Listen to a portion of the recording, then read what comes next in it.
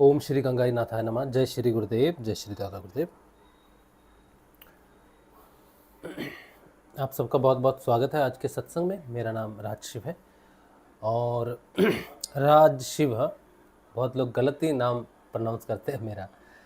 तो मैं एक सिद्ध योग साधक हूँ और सिद्ध योग की साधना से जो परिवर्तन आते हैं जीवन में, उनके विषय में हम बात करते हैं, प्रचार करते हैं, साधना का, परिवर्तनों का, आत्म जागृति का।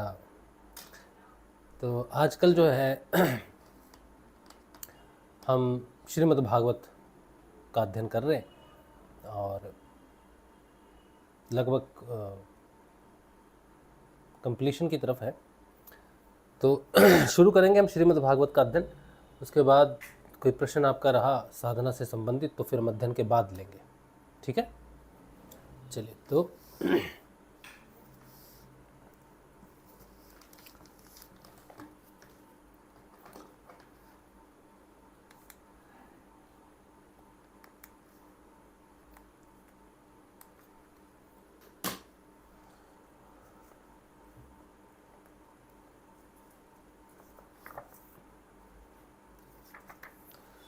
जो 11वां अध्याय है, ये 11वां अध्याय भगवान श्री कृष्ण और उद्धव जी के बीच में कुछ चर्चा चल रही है। बहुत सुंदर, साधकों को कैसा होना चाहिए वो सब चर्चा चल रही है। तो आज हम पढ़ेंगे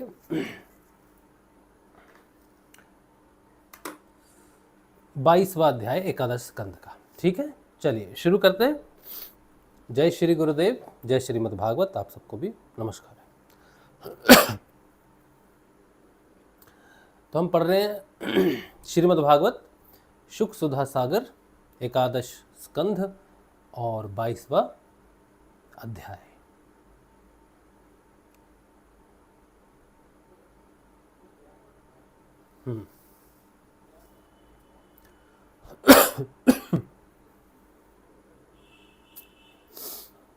बाईसवां अध्याय और इसका जो हेडिंग है वो है तत्वों की संख्या और पुरुष प्रकृति विवेक। उद्धव जी ने कहा, प्रभु विश्वेश्वर, ऋषियों ने तत्वों की संख्या कितनी बतलाई है? एक मिनट, एक सेकंड, हम 2 मिनट का ब्रेक लेते, पानी वानी पी लेते हैं।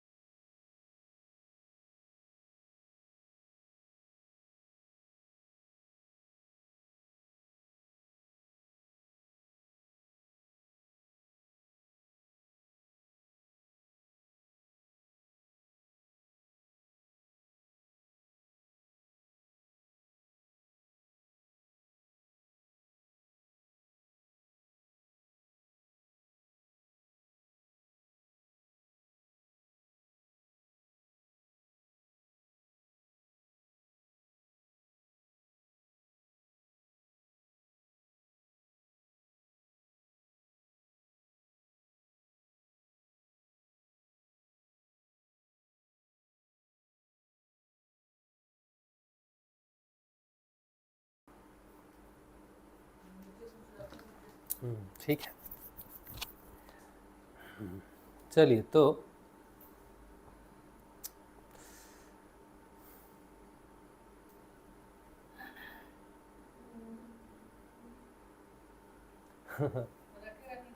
नहीं, ठीक है, वही थोड़ा सा ऊपर। अभी तो कुछ नहीं कर सकते, कुछ कर नहीं सकते।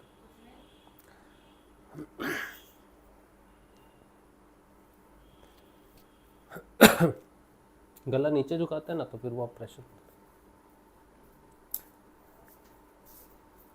वो जो पुस्तक स्टैंड है ना, इधर देखिए। हाँ, वो उसमें तो श्रीमद् भागवत को रखा नहीं जा सकता।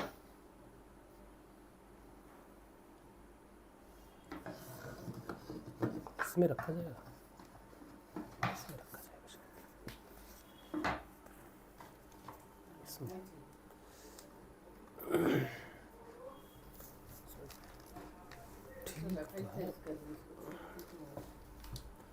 तो ठीक से नहीं आ रहा से।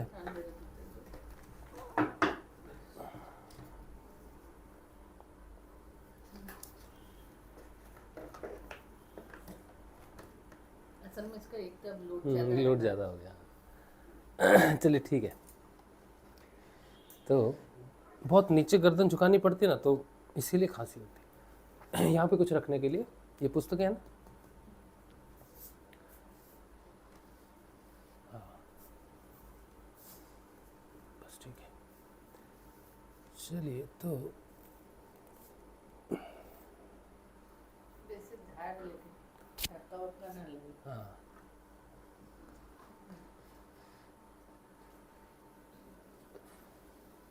ठीक।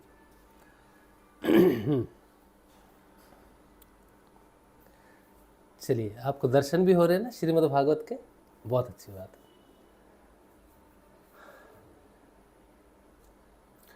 तो उद्धव जी पूछ रहे हैं भगवान श्री कृष्ण से कि ऋषियों ने तत्वों की संख्या कितनी बतलाई है। आपने तो अभी 19वें अध्याय में 9, 11, 5 और 3 अर्थात कुल 28 तत्व गिनाए हैं। यह तो हम सुन चुके हैं, किंतु कुछ लोग 26 तत्व बतलाते हैं, तो कुछ 25, कोई 7, 9 अथवा 6 स्वीकार करते हैं, कोई 4 बतलाते हैं तो कोई 11। इसी प्रकार किन्हीं किन्हीं ऋषि मुनियों के मत में उनकी संख्या 17 है, कोई 16 और कोई 13 बतलाते हैं। आप कृपा करके हमें बताइए, सनातन श्री कृष्ण ऋषि मुनि इतनी भिन्न संख्याएं किस अभिप्राय से बतलाते हैं? आप कृपा करके हमें बतलाइए। भगवान श्री कृष्ण ने कहा, उद्धव जी, वेदज्ञ ब्राह्मण इस विषय में जो कुछ कहते हैं वह सभी ठीक है, क्योंकि सभी तत्व सब में अंतर्भूत है।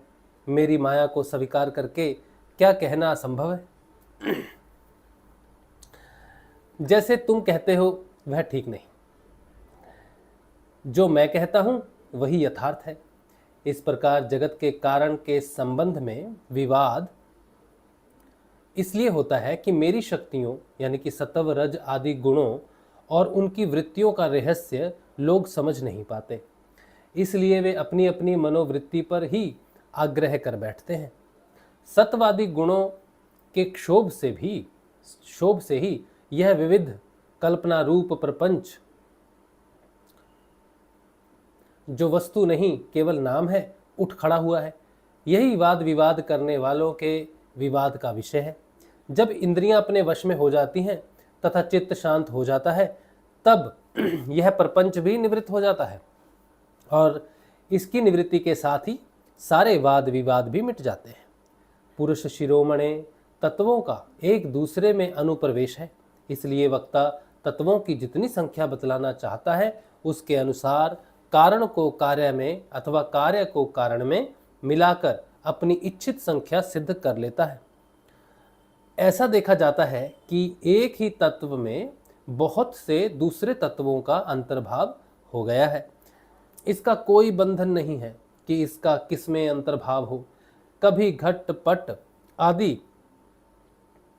कार्य वस्तुओं का उनके कारण मिट्टी सूत आदि में, तो कभी मिट्टी सूत आदि का घटपट आदि कार्यों में अंतर्भाव हो जाता है। इसलिए वादी प्रतिवादियों में से जिसकी वाणी ने जिस कार्य को जिस कारण में अथवा जिस कारण को जिस कार्य में अंतर्भूत करके तत्वों की जितनी संख्या स्वीकार की है वह हम निश्चय ही स्वीकार करते हैं, क्योंकि उनका वह उपादान युक्ति संगत ही है। उद्धव जी, जिन लोगों ने 26 संख्या स्वीकार की है वे ऐसा कहते हैं कि जीव अनादि काल से अविद्या से ग्रस्त हो रहा है। वह स्वयं अपने आप को नहीं जान सकता। उसे आत्मज्ञान कराने के लिए किसी अन्य सर्वज्ञ की आवश्यकता है। कहते हैं अनादि काल से मनुष्य जो है अविद्या के चक्कर में चक्कर काट रहा है। वह स्वयं अपने आप को नहीं जान सकता। उसे आत्मज्ञान कराने के लिए किसी अन्य सर्वज्ञ की आवश्यकता होती है। इसलिए प्रकृति के कार्य कारण रूप 24 तत्व, 25वां पुरुष और 26वां ईश्वर, इस प्रकार कुल 26 तत्व स्वीकार करने चाहिए। प्रकृति के कार्य कारण रूप 24, 25वां पुरुष और 26वां ईश्वर। 25 तत्व मानने वाले कहते हैं कि इस शरीर में जीव और ईश्वर का अणुमात्र भी अंतर या भेद नहीं है, इसलिए उनमें भेद की कल्पना व्यर्थ है। रही ज्ञान की बात, सो तो सत्व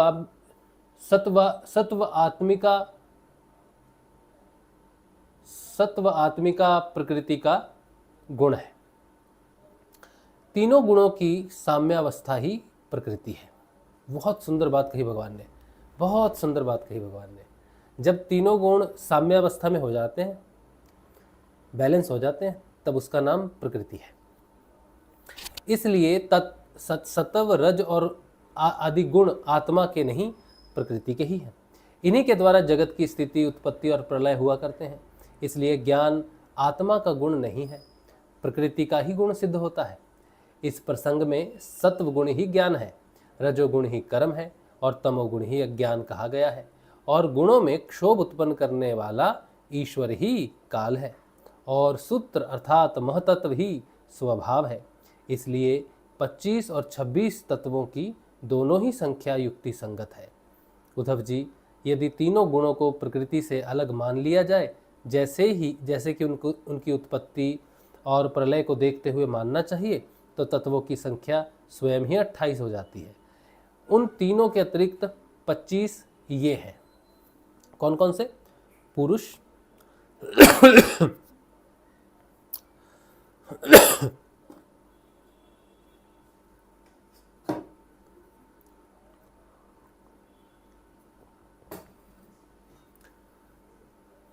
पच्चीस तत्व कौन से हैं? पुरुष, ऊपर से आ रहे हैं,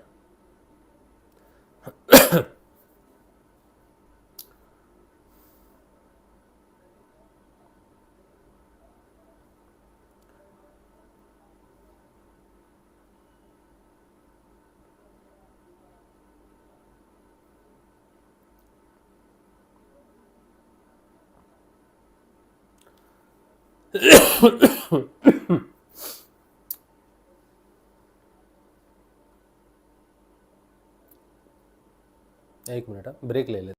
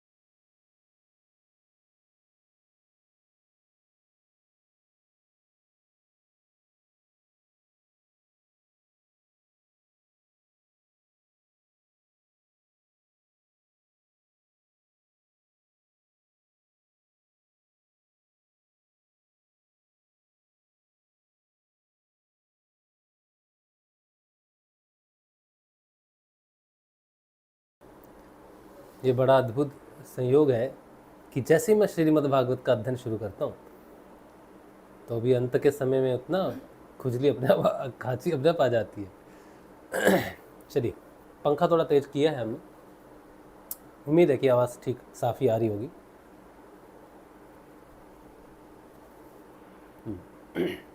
चलिए, तो भगवान क्या बता रहे हैं हमें? 25 तत्व कौन से हैं वो बता रहे, ऊपर से आते हुए। पुरुष, प्रकृति, महतत्व, अहंकार, आकाश, वायु, तेज, जल और पृथ्वी, ये 9 तत्व मैं पहले ही गिना चुका हूँ। श्रोत्र, त्वचा, चक्षु, नासिका और रसना, ये 5 ज्ञानेंद्रियाँ, वाक, पाणी, पाद, वायु और उपस्थ, ये 5 कर्मेंद्रियाँ, तथा मन, जो कर्मेंद्रियों और ज्ञानेंद्रियाँ दोनों ही है। इस प्रकार कुल 11 इंद्रियां तथा शब्द, स्पर्श, रूप, रस और गंध, ये ज्ञान इंद्रियों के 5 विषय। इस प्रकार 3, 9, 11 और 5 सब मिलाकर 28 तत्व होते हैं।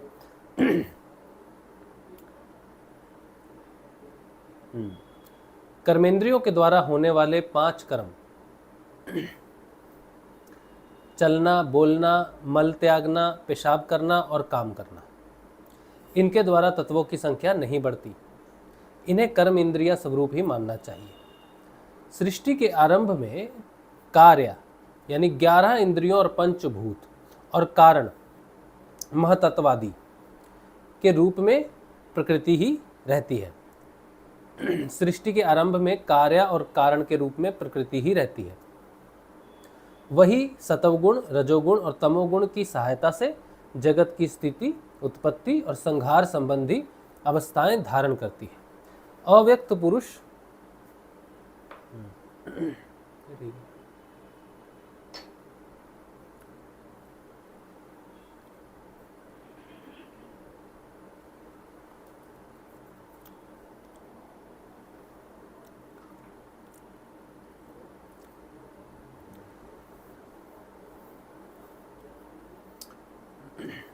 तो जगत की स्थिति, उत्पत्ति और संहार संबंधी अवस्थाएं धारण करती है।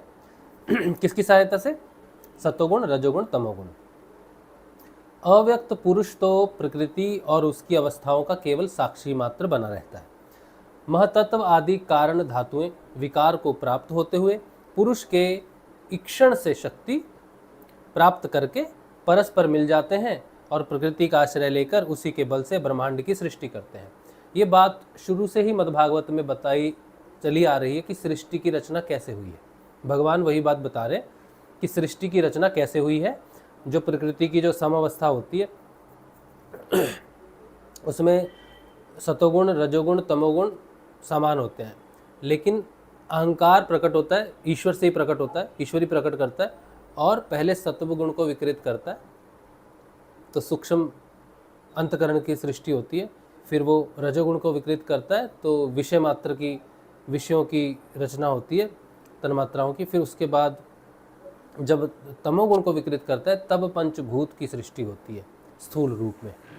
तो इस तरह से प्रकृति की रचना होती है और उसका लय भी उल्टे क्रम में ही होता है। पहले पंचभूत लय होते हैं, फिर इंद्रियों के विषय और इंद्रियां लय हो जाती हैं और फिर अंतकरण चित्त जो है समिष्टि में परिवर्तित हो जाता है। तो ये उल्ट क्रम में होता है। तो भगवान उसे कह रहे हैं कि महतत्व आदि कारण धातुएं विकार को प्राप्त होती हैं और पुरुष के ईक्षण से शक्ति प्राप्त करके परस्पर मिल जाते हैं और प्रकृति का आश्रय लेकर उसी के बल से ब्रह्मांड की सृष्टि करते हैं। ठीक। उद्धव जी, जो लोग तत्वों की संख्या 7 स्वीकार करते हैं उनके विचार से आकाश, वायु, तेज, जल और पृथ्वी ये 5 भूत, छठा जीव और 7वां परमात्मा, जो साक्षी जीव और साक्ष्य जगत दोनों का अधिष्ठान है, ये ही तत्व है। देह, इंद्रियां और प्राण आदि की उत्पत्ति तो पंचभूतों से ही हुई है, इसलिए वे इन्हें अलग नहीं गिनते। जो लोग केवल 6 तत्व स्वीकार करते हैं वे कहते हैं कि 5 भूत हैं और छठा है परम पुरुष परमात्मा। वह परमात्मा अपने बनाए हुए पंचभूतों से युक्त होकर देह आदि की सृष्टि करता है और उनमें जीव रूप से प्रवेश करता है। इस मत के अनुसार जीव की परमात्मा में और शरीर आदि का पंचभूतों में समावेश हो जाता है। जो लोग कारण के रूप में 4 ही तत्व स्वीकार करते हैं वे कहते हैं कि आत्मा से तेज, जल और पृथ्वी की उत्पत्ति हुई है और जगत में जितने पदार्थ हैं सब इन्हीं से उत्पन्न होते हैं। वे सभी कार्यों का इन्हीं में समावेश कर लेते हैं। जो लोग तत्वों की संख्या 17 बतलाते हैं वे इस प्रकार गणना करते हैं: 5 भूत, 5 तन्मात्राएं, 5 ज्ञानेंद्रियां, 1 मन और 1 आत्मा। जो लोग तत्वों की संख्या 16 बतलाते हैं उनकी गणना भी इसी प्रकार है। अंतर केवल इतना ही है कि वे आत्मा में मन का ही समावेश कर लेते हैं और इस प्रकार उनकी तत्व संख्या 16 रह जाती है। जो लोग 13 तत्व मानते हैं वे कहते हैं कि आकाश आदि 5 भूत, श्रोत्रादि 5 ज्ञानेंद्रियां, 1 मन, 1 जीवात्मा और 1 परमात्मा, ये 13 तत्व हैं। 11 संख्या मानने वालों ने 5 भूत, 5 ज्ञानेंद्रियां और इनके अतिरिक्त 1 आत्मा का अस्तित्व स्वीकार किया है। जो लोग 9 तत्व मानते हैं वे आकाश आदि 5 भूत, एक मन, बुद्धि, अहंकार, ये 8 प्रकृतियां और नवा पुरुष, इन्हीं को तत्व मानते हैं। उद्धव जी, इस प्रकार ऋषि मुनियों ने भिन्न भिन्न प्रकार से तत्वों की गणना की है। सबका कहना उचित ही है, क्योंकि सबकी संख्या युक्ति युक्त है। जो लोग तत्वज्ञानी हैं उन्हें किसी भी मत में बुराई नहीं दिखती, उनके लिए तो सब कुछ ठीक ही है। उद्धव जी ने कहा, श्याम सुंदर, यद्यपि स्वरूपतः प्रकृति और पुरुष दोनों एक दूसरे से सर्वथा भिन्न हैं, तथापि वे आपस में इतने घुल मिल गए हैं कि साधारणतः उनका भेद नहीं जान पड़ता। प्रकृति में पुरुष और पुरुष में प्रकृति अभिन्न सी प्रतीत होते हैं। इनकी भिन्नता स्पष्ट कैसे हो? कमल नयन श्री कृष्ण, मेरे हृदय में इनकी भिन्नता और अभिन्नता को लेकर बहुत बड़ा संदेह है। आप तो सर्वज्ञ हैं, अपनी युक्ति युक्त वाणी से मेरे संदेह का निवारण कर दीजिए। भगवान, आपकी ही कृपा से जीवों को ज्ञान होता है और आपकी माया शक्ति से ही उनके ज्ञान का नाश होता है। आपकी आत्म स्वरूपनी माया की विचित्र गति आप ही जानते हैं और कोई नहीं जानता, अतएव आप ही मेरा संदेह मिटाने में समर्थ हैं। भगवान श्री कृष्ण ने कहा, उद्धव जी, प्रकृति और पुरुष, शरीर और आत्मा, इन दोनों में अत्यंत भेद है। इस प्राकृत जगत में जन्म, मरण एवं बुद्धि ह्रास आदि विकार लगे ही रहते हैं। इसका कारण यह है कि यह गुणों के क्षोभ से ही बना है। प्रिय मित्र, मेरी माया त्रिगुणात्मिका है। वही अपने सत्व रज आदि गुणों से अनेकों प्रकार की भेद वृत्तियां पैदा कर देती है। यद्यपि इसका विस्तार असीम है, फिर भी इस विकारात्मक सृष्टि को 3 भागों में बांट सकते हैं। वे 3 भाग हैं, आध्यात्म, अधिदैव और अधिभूत। उदाहरण अर्थ पे नेत्रेंद्रियां आध्यात्म है, उसका विषय रूप अधिभूत है, और नेत्र गोलक में स्थित सूर्य देवता का अंश अधिदैव है। वाह, बहुत सुंदर, बहुत सुंदर, बहुत सुंदर, बहुत सुंदर, बहुत ही सुंदर। भगवान कहते हैं नेत्रेंद्रिया में, नेत्रों की जो इंद्रिय है वो अध्यात्म है, उसका विषय रूप अधिभूत है, और नेत्र गोलक में स्थित सूर्य देवता का अंश अधिदैव है। ये तीनों परस्पर एक दूसरे के आश्रय से सिद्ध होते हैं। इसलिए आध्यात्म, अधिदैव और अधिभूत, ये तीनों ही परस्पर सापेक्ष हैं। परंतु आकाश में स्थित सूर्यमंडल इन तीनों की अपेक्षा से मुक्त है, क्योंकि वह स्वतः सिद्ध है। इसी प्रकार आत्मा भी उपर्युक्त तीनों भेदों का मूल कारण, उनका साक्षी और उनसे परे है। वही अपने स्वयं सिद्ध प्रकाश से समस्त सिद्ध पदार्थों की मूल सिद्धि है। उसी के द्वारा सबका प्रकाश होता है। भगवान क्या बोलते हैं आत्मा को? कहते हैं, इसी प्रकार आत्मा भी उपर्युक्त तीनों भेदों का मूल कारण है, उनका साक्षी और उनसे परे है। वही अपने स्वयं सिद्ध प्रकाश से समस्त सिद्ध पदार्थों की मूल सिद्धि है। उसी के द्वारा सबका प्रकाश होता है। जिस प्रकार चक्षु के 3 भेद बताए गए हैं, इसी प्रकार त्वचा, श्रोत्र, जीवा, नासिका और चित्त आदि के भी 3 भेद हैं। यथा त्वचा, स्पर्श और वायु, ठीक, श्रवण, शब्द और दिशा, रस। अच्छा, एक मिनट रुको, पहले कहते हैं यथा त्वचा स्पर्श, यथा त्वचा स्पर्श, और वायु का, एक मिनट रुको, हाँ,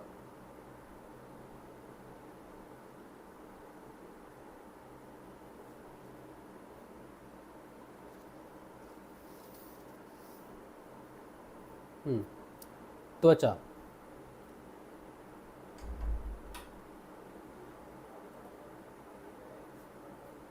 त्वचा, स्पर्श और वायु,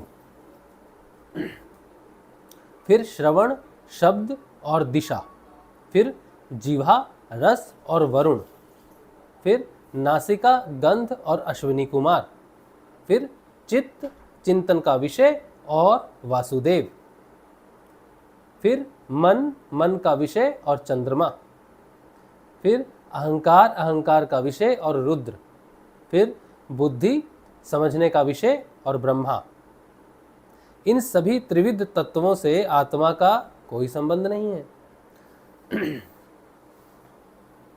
बहुत सुंदर, बहुत सुंदर।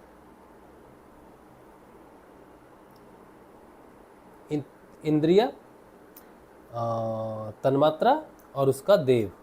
तो इंद्रिया हो गई आध्यात्मिक और उसका विषय हो गया अधिभूत और उसका देव हो गया अधिदेव, अधिदेव। तो इसी तरह जैसे त्वचा है, त्वचा होगी आध्यात्मिक और उसका स्पर्श हो गया अधिभूत और उसका देव हो गया वायु। इसी तरह से तीन तीन विभाग किए हैं इन तत्वों के, ठीक है। चलिए, फिर उसके बाद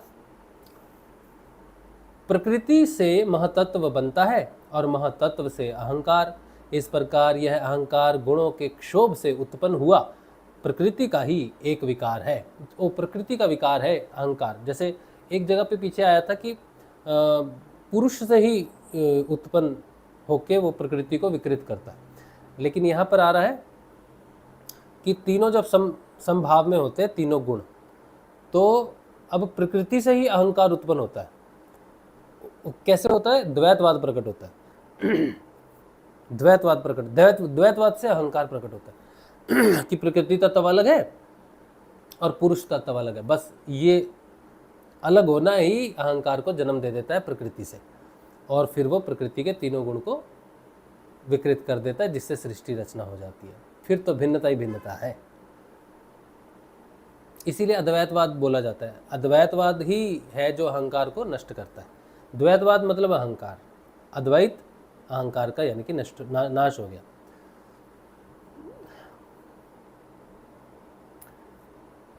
अहंकार के तीन भेद हैं, सात्विक, तामस और राजस। यह अहंकार ही अज्ञान और सृष्टि की विविधता का मूल कारण है। आत्मा ज्ञान स्वरूप है, उसका इन पदार्थों से ना तो कोई संबंध है और ना उसमें कोई विवाद की ही बात है। अस्ति नास्ति, है नहीं। सगुण निर्गुण, भाव अभाव, सत्य मिथ्या आदि रूप से जितने भी वाद विवाद हैं, उसका मूल कारण भेद दृष्टि ही है। हाँ, सगुण निर्गुण भी भेद दृष्टि से है, नहीं तो वो उससे भी परे है। इसमें संदेह नहीं कि इस विवाद का कोई प्रयोजन नहीं है, यह सर्वदा व्यर्थ है। तथापि जो लोग मुझसे अपने वास्तविक स्वरूप से विमुख हैं, वे इस विवाद से मुक्त नहीं हो सकते। उद्धव जी ने पूछा, भगवान, आपसे विमुख जीव अपने किए हुए पुण्य पापों के फलस्वरूप ऊंची नीची योनियों में जाते आते रहते हैं। अब प्रश्न यह है कि व्यापक आत्मा का एक शरीर से दूसरे शरीर में जाना, अकर्ता का कर्म करना और नित्य वस्तु का जन्म मरण कैसे संभव है? हे गोविंद, जो लोग आत्मज्ञान से रहित हैं, वे तो इस विषय को ठीक ठीक सोच भी नहीं सकते, और इस विषय के विद्वान संसार में प्राय मिलते ही नहीं हैं, क्योंकि सभी लोग आपकी माया की भूल भुलैया में पड़े हुए हैं। इसलिए आप ही कृपा करके मुझे इसका रहस्य समझाइए। भगवान श्री कृष्ण ने कहा, प्रिय उद्धव, मनुष्य का मन कर्म संस्कारों का पुंज है। उन संस्कारों के अनुसार भोग प्राप्त करने के लिए उसके साथ पांच इंद्रियां भी लगी हुई हैं। इसी का नाम है लिंग शरीर। देखो कितना सुंदर व्याख्या ये लिंग शरीर की। क्या कहते हैं? भगवान कहते हैं, प्रिय उद्धव, मनुष्यों का मन कर्म संस्कार का पुंज है। उन संस्कारों के अनुसार भोग प्राप्त करने के लिए उसके साथ पांच इंद्रियां भी लगी हुई हैं। इसी का नाम है लिंग शरीर। वही कर्मों के अनुसार एक शरीर से दूसरे शरीर में, एक लोक से दूसरे लोक में आता जाता रहता है।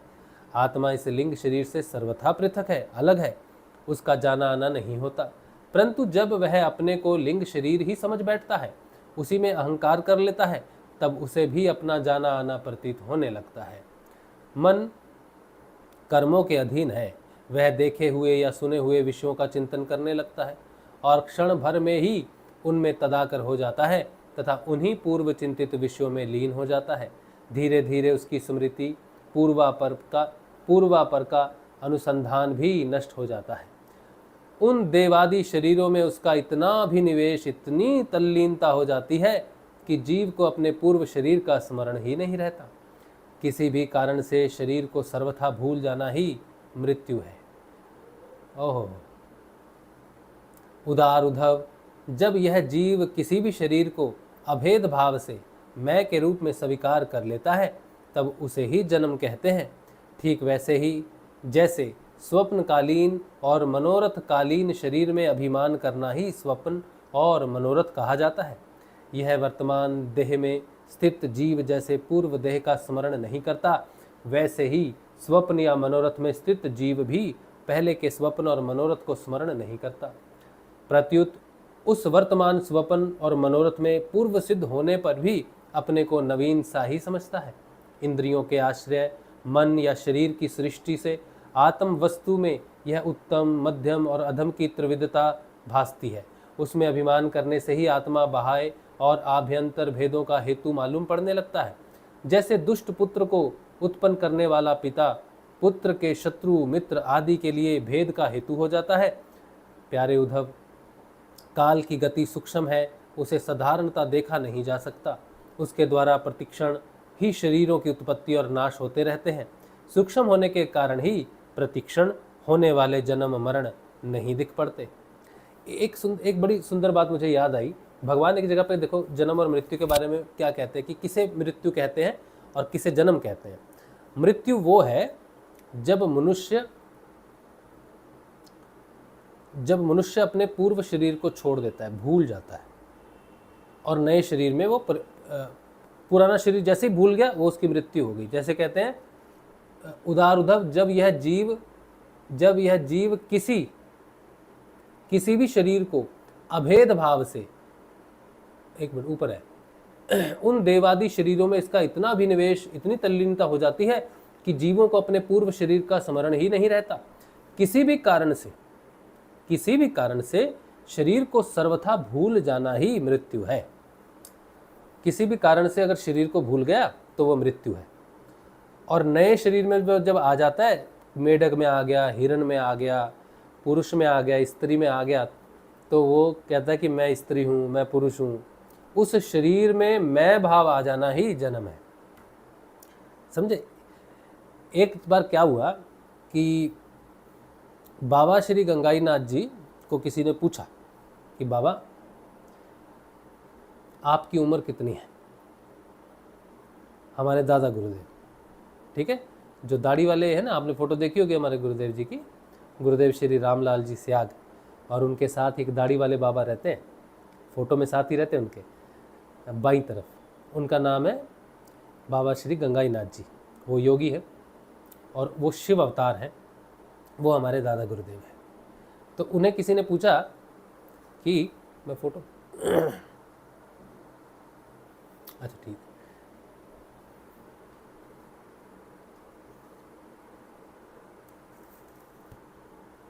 दिखाता हूँ आपको फोटो बाबा की। चित्तं केशवं कृष्ण दामोदरं राम नारायणं जानकी वल्लभं कौन कहता है भगवान आता है, तुम जैसे बुलाते नहीं। ये हमारे बाबा है, दाढ़ी वाले और सफ़ेद वस्त्र वाले हमारे गुरुदेव हैं। तो हमारे बाबा जी, इनसे किसी ने पूछा कि बाप जी आपकी उम्र कितनी है? तो दादा गुरुदेव ने कहा बस ये समझ लो कि मैंने कुंती के हाथ की रोटी खाई है। माता कुंती है ना, पांडवों की माता जी, तो कहते हैं मैंने उनके हाथ की रोटी खाई है। तो लेकिन बाबा का तो जन्म बताया जाता है, यहाँ पर एक गांव है, उस गांव का नाम पता नहीं क्या है, मुझे याद नहीं आ रहा। तो वहाँ बताया जाता है बाबा का जन्म हुआ, फिर वो अस्तंभोर में, हरियाणा में नाथों का अखाड़ा है, वहाँ रहे। फिर हमारे परदादा गुरुदेव भाऊनाथ जी ने अपनी तपोबल की शक्ति से हमारे गुरुदेव जी को काजलवास धाम उधर बुला लिया। फिर उधर भी उन्होंने तपस्या की। फिर उधर से जब वो समाधि लेने लगे तो भवनाथ जी ने कहा कि बेटा तू यहाँ समाधि नहीं ले सकता, तुझे जाना है जामसर और वहाँ तुझे वो मिलेगा जिसकी प्रतीक्षा है। तो गुरुदेव के लिए दादा गुरुदेव बीकानेर आए। बीकानेर में जामसर जगह पर दादा गुरुदेव ने अपनी तपोस्थली बनाई और फिर 1983 को 31 दिसंबर को गुरुदेव को सब कुछ सौंप देने के बाद दिव्य रूप से समाधि ले ली। तो ये जो भगवान श्री कृष्ण ने जन्म और मृत्यु की बात बताई है कि जन्म कब होता है और मृत्यु कब होती है, इसी बात से हमें ये संदर्भ जो है ये याद आ गया कि दादा गुरुदेव ने जब कहा कि समझ लो कि कुंती के हाथ की रोटी मैंने खाई है, तो मतलब गुरुदेव तब से तपस्या में है। पिछले 5-6-7 हज़ार साल के हो गए, 7,000 वर्ष से भगवान श्री दादा गुरुदेव जी तपस्या में है। तब से वो जन्म तो ले ही रहे होंगे कि चलो, जैसे यहाँ बोलते हैं सिरमा गांव, थैंक यू, हाँ जयराम बाप्ता, सिरमा पाली ज़िले में है। तो सिरमा गांव में दादा गुरुदेव जी का जन्म हुआ, तो ये माना जाता है ना। लेकिन उनको अपनी स्मृति नहीं भूली कि मैं कौन हूँ, दादा गुरुदेव। तो इससे पता चलता है कि दादा गुरुदेव ने ये वाला जवाब जो दिया, जब हमने पहले सुना दादा गुरुदेव ने बोला कि मैंने कुंती के हाथ की रोटी खाई है, तो हमें तो समझ में नहीं आई कि संतों की वाणी अब किसे समझ में आती है, हम जैसा को तो समझ में आएगी नहीं। आज भगवान श्री कृष्ण ने जो जन्म और मृत्यु के रहस्य की बात बताई है कि जन्म किसे कहते हैं और मृत्यु किसे कहते हैं, तो शरीर को भूल जाना मृत्यु है किसी भी कारण से, और किसी शरीर में मैं का भाव कर लेना वही जन्म है। तो सोचो अब गुरुदेव जी की तपस्या कितनी लंबी चली आ रही है। और बाबा तो बस, बाबा के बारे में क्या बता सकते हैं। भोलेनाथ के बारे में पढ़ लो, श्री कृष्ण के बारे में पढ़ लो, तो समझो बाबा के बारे में पढ़ लिया।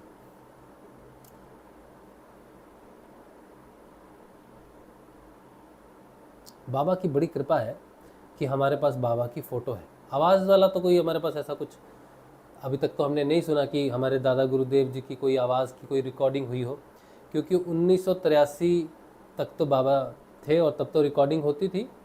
कोई फंक्शन, कोई शादी, कुछ कहीं, पर वो तो कहीं जाते होंगे नहीं शादी वगैरह में। हो सकता है कभी किसी ने रिकॉर्डिंग की हो, और आने वाले भविष्य में हो सकता है कि हमारे पास हमारे प्रिय दादा गुरुदेव जी की वाणी आ जाए, ऐसा संभव है। अभी तक तो हमने नहीं सुना है कि प्रभु की वाणी कैसी थी, लेकिन ये हमें मालूम है कि भगवान श्री गुरुदेव जी सत्संग करते थे। शाम को नित्य सत्संग होता था दादा गुरुदेव जी का, और वहाँ पर लोग आते थे, बैठते थे। और उनमें से एक शिष्य जो गुरुदेव जी के पहले शिष्य बने,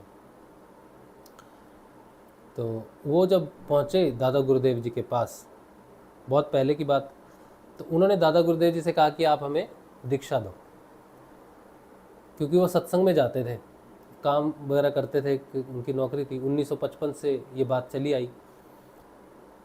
तो दादा गुरुदेव ने कहा कि मैं तुम्हें दीक्षा नहीं दे सकता, तुम्हें प्रतीक्षा करनी है। तो उन्होंने 3-4 बार कहा होगा कि आप हमें दीक्षा दे दो, तो दादा गुरुदेव ने कहा नहीं बेटा, मैं तुम्हें दीक्षा नहीं दे सकता। तो जब गुरुदेव जी आए, जब गुरुदेव जी को दादा गुरुदेव ने अपनी सारी संपत्ति सौंप दी, तब गुरुदेव जी ने जो सबसे पहली दीक्षा दी ढूंढ कर, तो वो व्यक्ति थे, उनका नाम अगर किसी को याद हो, मेरे को याद नहीं आ रहा, मेरे को नाम याद ही नहीं रहते, तो आप मुझे बताना। वो जो पहले शिष्य हैं उनका नाम, मैंने उन पर एक सत्संग भी किया था, उनका पूरा विवरण दिया गया था, पूरा विवरण दिया गया था। तो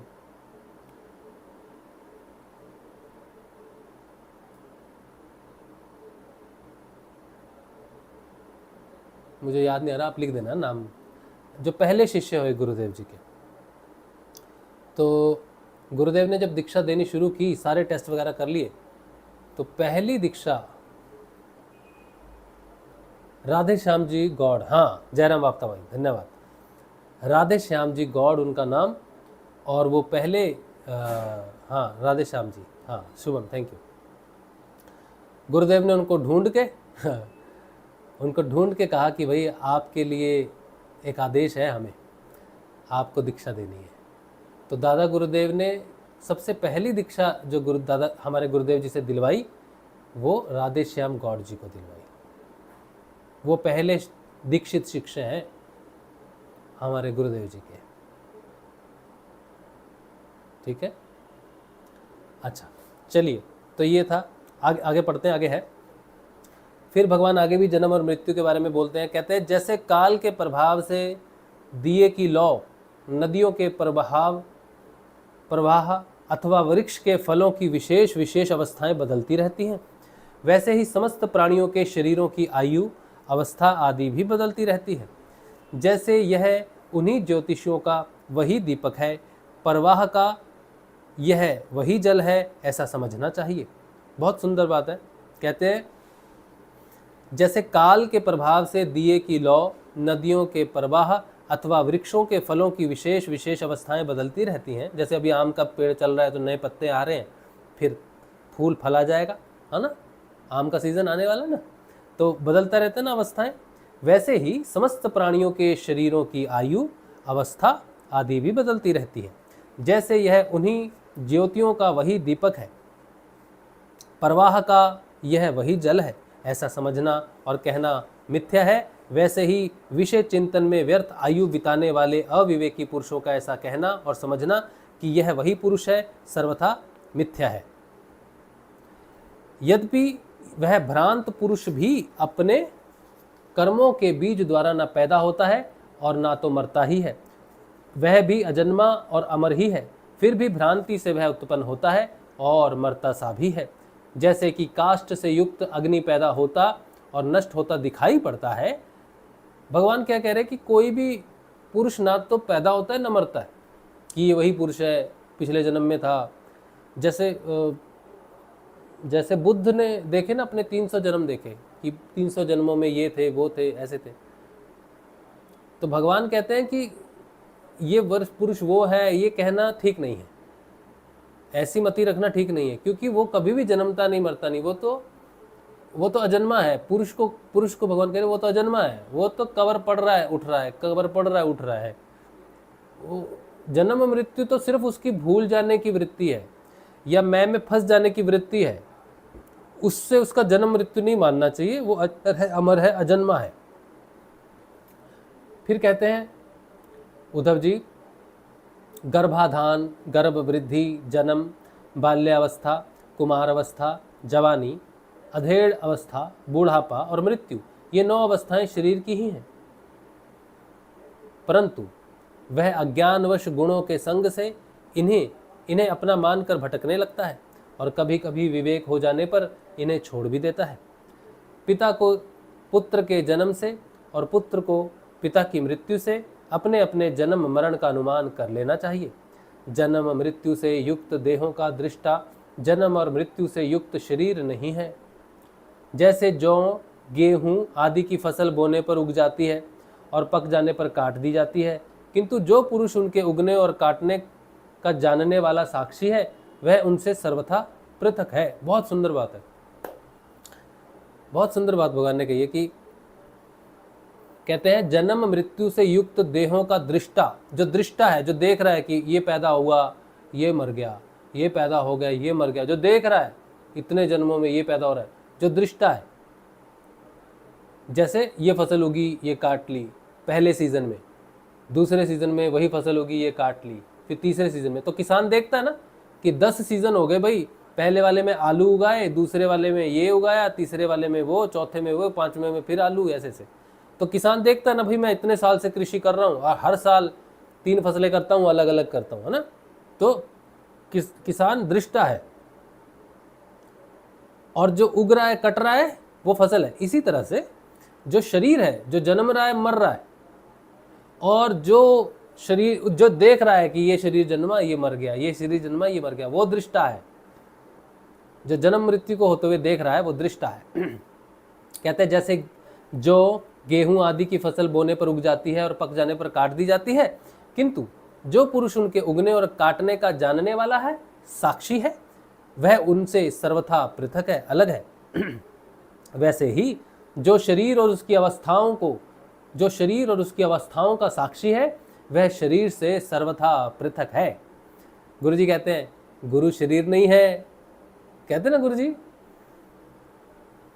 ये शरीर गुरु थोड़ी है, ये तो कल मरेगा। गुरु अजर अमर अनंत अनादि है, ये वही बात लिखी हुई है गुरु जी वाली। भगवान यहाँ पुरुष की संज्ञा दे रहे हैं कि वो तो अजन्मा है, जो जी रहा है, जो मर रहा है वो शरीर है, जो जन्मता नहीं, जो मरता नहीं वो पुरुष है। और गुरु जी ने कहा वो आत्मा है, और वो तुम्हारे अंदर मेरे अंदर एक ही है, दो नहीं एक ही है। अज्ञानी पुरुष इस प्रकार प्रकृति और शरीर से आत्मा का विवेचन नहीं करते, वे उसे उनसे तत्वतः अलग अनुभव नहीं करते और विषय भोग में सच्चा सुख मानने लगते हैं तथा उसी में मोहित हो जाते हैं। इसी से उन्हें जन्म मृत्यु रूप संसार में भटकना पड़ता है।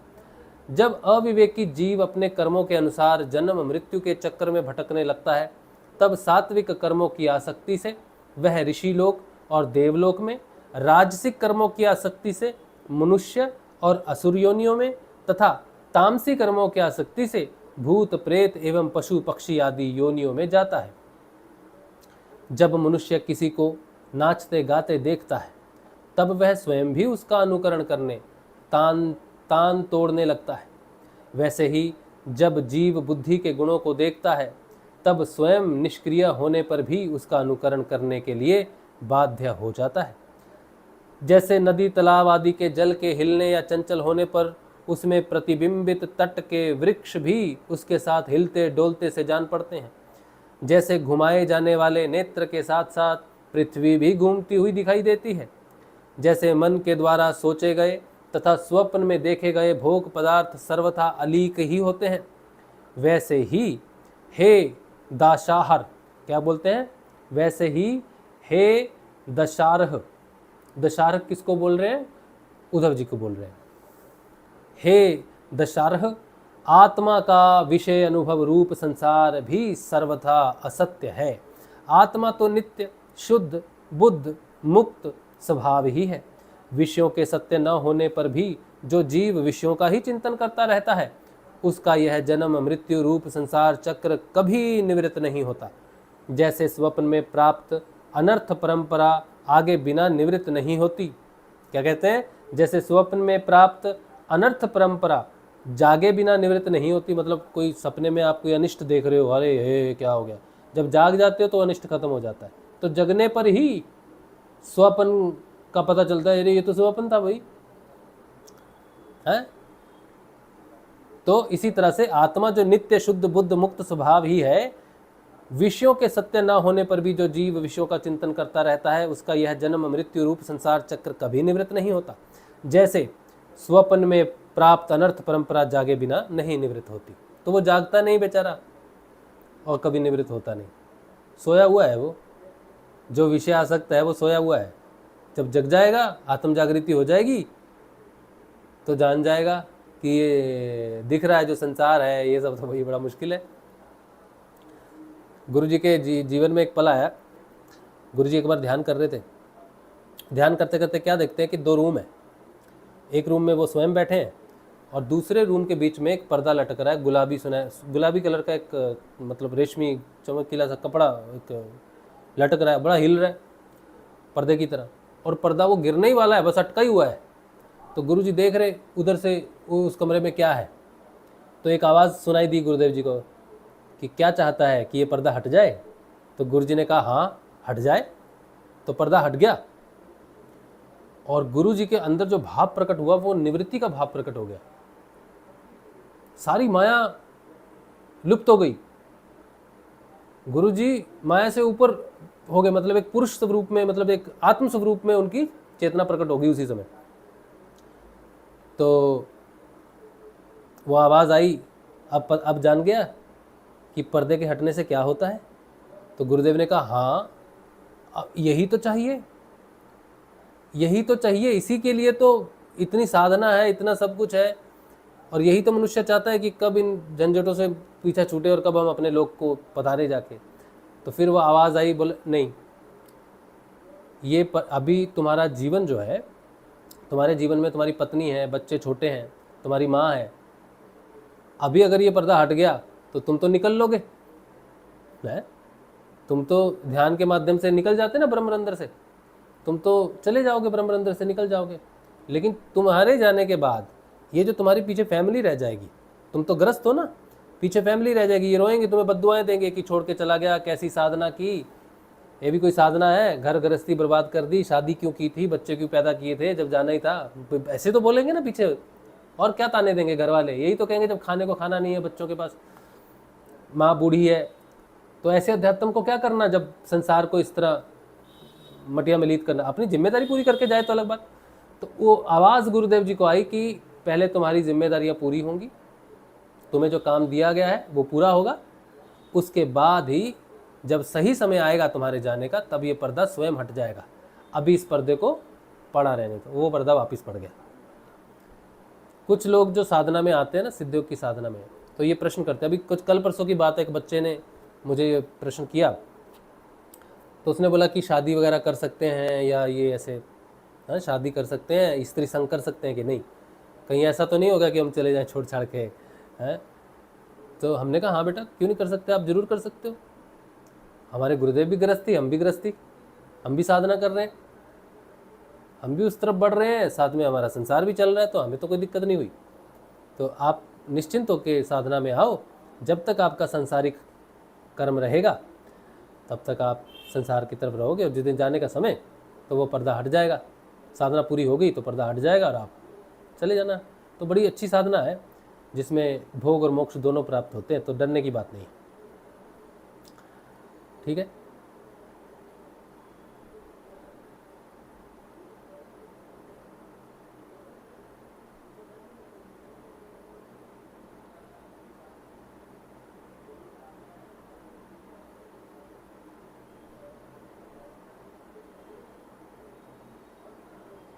चलो चलो, एक सूत्र था, वो सूत्र कहाँ था, किधर था, एक सूत्र था, तो पता नहीं किधर गया।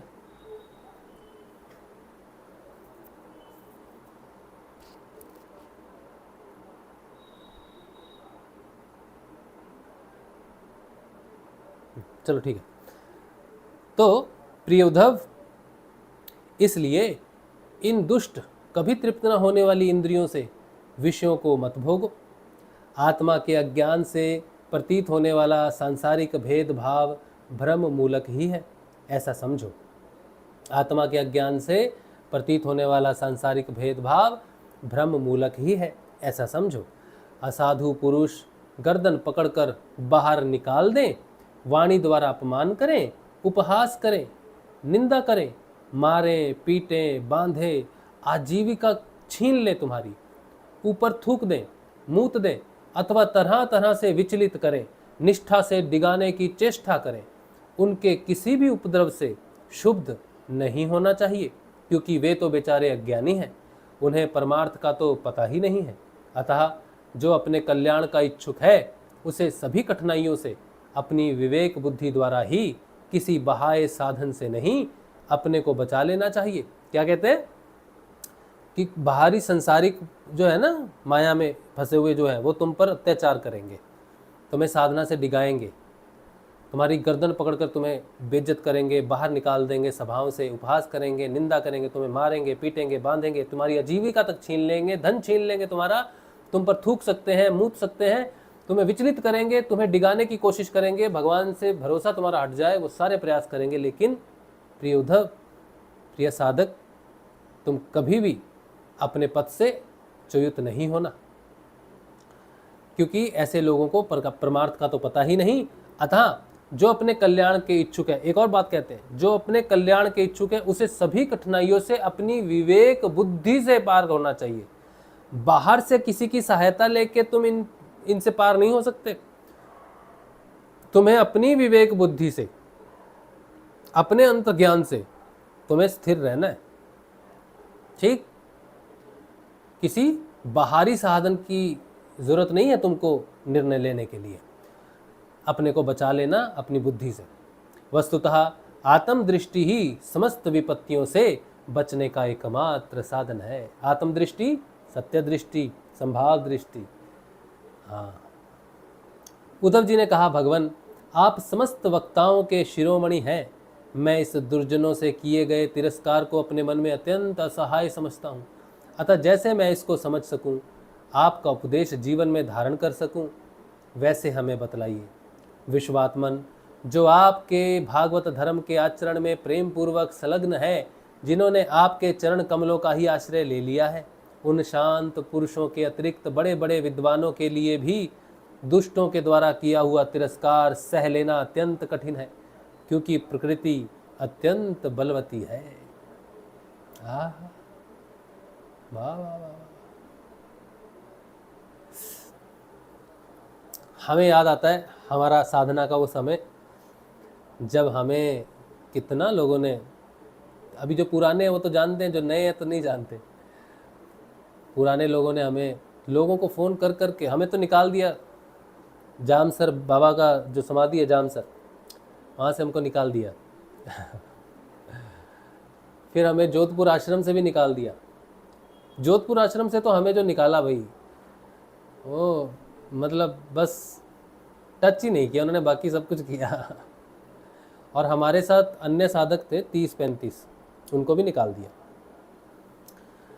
मतलब हमें ऐसी कोई जगह नहीं जहाँ से नहीं निकाला। और फिर लोगों को फ़ोन करके लोगों के घरों में फ़ोन करते थे और ये कहते थे कि इस व्यक्ति से बात नहीं करना, ये तामसिक है। और ये तक कह दिया कि कोई मुझसे बात कर लेगा तो वो अपने आप को मार ही लेगा। इतना दुष्ट प्रचार उन्होंने मेरे लिए किया। और होता क्या था, शुरू में जब हम भी अपनी इस गलानी में आ गए कि हमसे कोई अनर्थ हो गया है शायद, हमको सोसाइटी से निकलने का एक ही रास्ता था। जो सोसाइटी में हम फंस गए थे, वहाँ से निकलने का एक ही रास्ता था, उनका तिरस्कार हो किसी प्रकार से। हम तो करेंगे नहीं कभी, लेकिन हमसे जिस भाव में हुआ वो भाव भी तिरस्कार का नहीं था, लेकिन उन्होंने मान लिया कि ये तिरस्कार है हमारा। तो फिर उन्होंने हमारी जो फजीयत की वो तो पुराने लोगों को पता है। और कुछ लोगों को छोड़ने में हम सक्षम इसलिए रहे कि हमने सत्य का चुनाव किया। हमें जैसे ही पता लगता है कि कोई व्यक्ति झूठ बोलता है तो फिर हम उससे दूर हो जाते हैं स्वयं, चाहे वो कितना ही विशेष क्यों ना हो, चाहे कितना ही उसको लोग मानते क्यों ना हो, चाहे कितनी उसकी फैन फॉलोइंग क्यों ना हो। तो ये चीज़ ने मदद की कि भाई झूठ बोलने वालों के साथ नहीं चल सकते। और दूसरा, बाकी जब शुरू में 2020 की बात है, 2020 तो हमारे लिए पूरा विष प्याला था, पूरा जहर पिया हमने। और हमारे हृदय की धड़कन बड़ी बढ़ जाती थी उस समय, जब हम देखते थे कोई व्यक्ति बैठा है 4 लोगों को लेकर और वो हमारी निंदा कर रहा है। कोई कह रहा है ये सामने आ जाए एक बार, इसको पीटेंगे, इसको पकड़ कर धोएंगे, मारेंगे इसको पकड़ के, ये आए सही। बीकानेर में जाएंगे तो बीकानेर में वो लोग आके हमको पीटेंगे, ऐसी ऐसी बातें करते थे। तो ऐसी बहुत जगह हुई चीज़ें। तो उस समय हमारा, एक तो हम बहुत अंदर से मर गए, टूट गए, और दूसरा हमारी हृदय गति बढ़ जाती थी उस समय।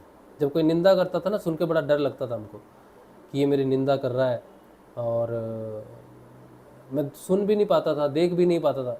तो मुझे बहुत, अब पूनम देखती थी उस समय कि देखे क्या बोल क्या रहे हैं, सुने तो सही। तो हम पीछे से देखते थे, लेकिन हमारी हिम्मत नहीं होती थी कि हम अपनी निंदा को सुने।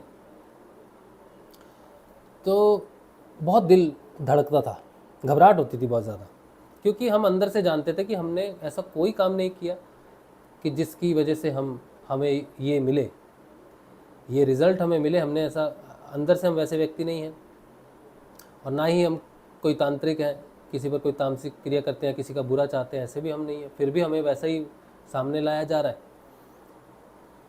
लेकिन धीरे धीरे धीरे धीरे हमारी चेतना का विकास हुआ ध्यान के माध्यम से, और उसके बाद कहीं कहीं हमारी निंदा होती है, कहीं कोई हमारे नाम से लेटर, जोधपुर वालों ने तो हमारे नाम से 2-3 बार लेटर निकाल दिए कि इसको निष्कासित किया जाता है, सिद्ध योग से निष्कासित किया, जीवन भर आजीवन हम जोधपुर आश्रम में जा नहीं सकते, प्रतिबंधित है। एक लेटर है निकाला हुआ उन्होंने, आजीवन हम नहीं जा सकते वहाँ पर, इस तरह से लेटर है। और लोगों को ये बोला जाता है कि इसकी बातों में मत आओ, ये मन गढ़ंत बातें कहता है, इस तरह से होता। तो धीरे धीरे क्या हुआ, जब चेतना का विकास हुआ तब हमें समझ में आ गया कि ये जो नीचे रह गया है ये मट्टी है, कंकड़ है, धूल है, जैसे कोई पानी हो ना, पानी में बहुत गंदगी होती है, लेकिन जब सूर्यदेव का प्रकाश उस जल पर पड़ता है तो वो वाष्प बनकर ऊपर चला जाता है और वो बिल्कुल शुद्ध हो जाता है, उसमें कोई किसी प्रकार की मिलावट नहीं रहती, वो पीने लायक हो जाता है, चाहे वो नीचे कितना ही गंदा हो,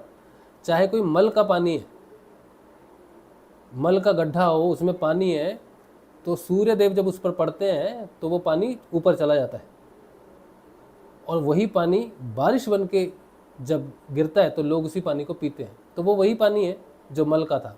लेकिन शुद्धिकरण कैसे हुआ? जब दैव की कृपा हुई, जब उसको उसकी अशुद्धियां नीचे रह गई और जल ऊपर चला गया। तो जल वही है, करोड़ों करोड़ों वर्षों से जो इस पृथ्वी पर जल है, जल पुराना है, जल नया नहीं आ सकता कहीं से, वही जल बार बार ऊपर उठता है, बार बार गिरता है। और वही भगवान ने हमारे जन्म मृत्यु की बात कही कि बार बार हम जन्मते हैं, मरते हैं, लेकिन एक बार अगर शुद्ध हो जाए, अपनी जो जो कर्म रूपी जो मल है उससे बाहर निकल जाए, तो बाकी लोग जो अब शुद्ध पानी ऊपर चला गया और नीचे जो मल रूपी पानी है वो पता चलता है, तो अलग हो जाता है, फिर कोई टेंशन नहीं है। फिर पता है कि जो कीचड़ है, जो कीचड़ में पाँव, कीचड़ का काम है कि वस्त्र को गंदे करना, तो वो अपना स्वाभाविक कार्य करते हैं। तो जो व्यक्ति जागृत नहीं है, जो व्यक्ति ध्यान में नहीं प्रवेश करता, उसका अनुसरण कभी भी नहीं करना चाहिए, क्योंकि उसके पास बताने के लिए कुछ भी नहीं है। और क्रिया योग में क्रिया कहाँ से हो रही है, क्यों हो रही है, हजारों लाखों करोड़ों तरह की क्रियाएं हो सकती हैं। समझो मेरी मुंडी घूम रही है, आपकी भी मुंडी घूम रही है, लेकिन इन दोनों का तात्पर्य अलग हो सकता है, क्योंकि ये क्रिया योग का हिस्सा है। लेकिन जब ध्यान लगता है, जब इंद्रिय अतीत ध्यान लगता है आत्म जागृति के बाद, तब गुणों से अतीत व्यक्ति जाने लगता है। और जो व्यक्ति ध्यान का साक्षात्कार करता है वही सत्य को जान सकता है, अदरवाइज बिना ध्यान में प्रवेश किए आप सत्य को जान ही नहीं सकते।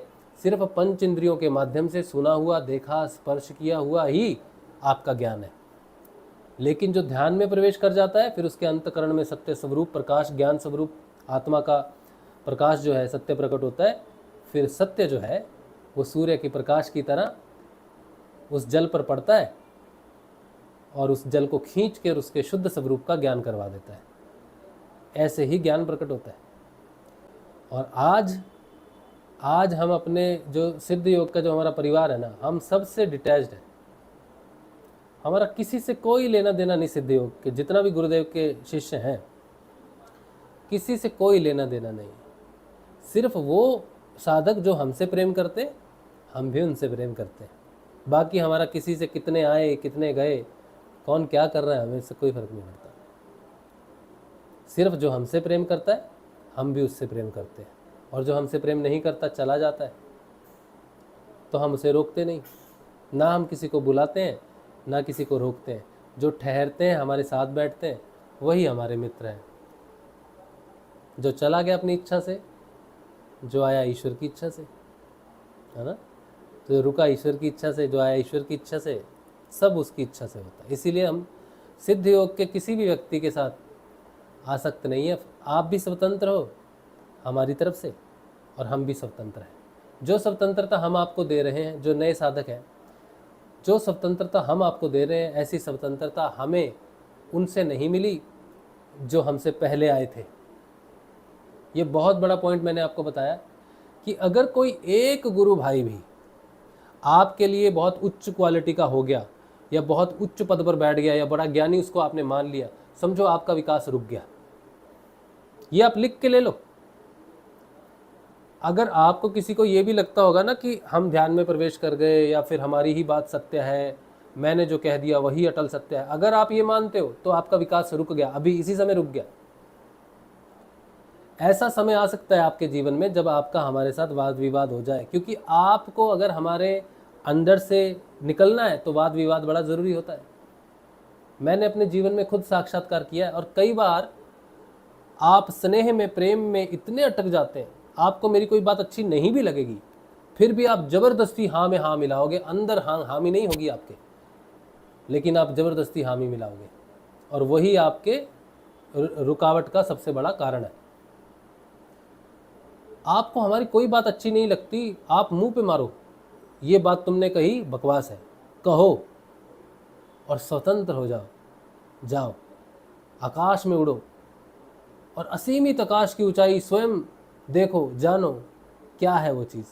हमारी बात सही लगती है, तुम्हें भी सही लगती है तो सही है, लेकिन कहीं भी कोई बात लगती है कि ये तो भाई राजशिव तो बकवास है, उसी समय बिना किसी मर्यादा के हम तुमको ये परमिशन दे रहे हैं अपनी तरफ से, मेरे भाई मेरी बहन, बिना किसी मर्यादा के चले जाना और परवाह मत करना कि तुम्हारी बात अगर मेरे विरुद्ध कहीं मैंने सुना और तुम कहीं मेरा एग्जाम्पल भी दे रहे हो कि राजशिव ने ऐसा कहा था, ये नहीं है, मुझे प्रसन्नता ही होगी।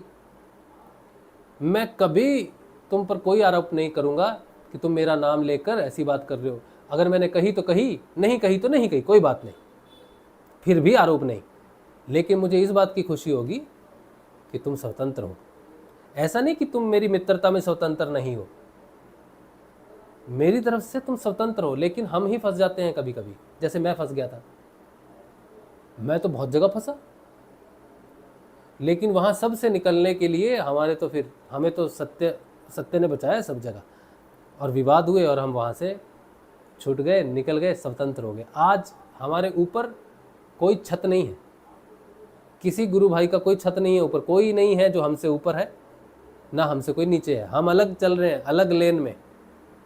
इसी तरह तुम्हारी अपनी अलग लेन होनी चाहिए, उस लेन में गुरुदेव होने चाहिए, गुरु की वाणी होनी चाहिए, और तुम और गुरुदेव, बस। इसीलिए संसार में किसी भी ज्ञान के आगे झुकना नहीं। कोई कितना भी ज्ञानी क्यों ना हो, कोई कितना भी ज्ञानी हो, उसका सारा संसार ही फॉलोअर क्यों ना हो, फिर भी उसके सामने झुकना नहीं। देखो एक बात आई थी यहाँ पर, भगवान श्री कृष्ण क्या कहते हैं,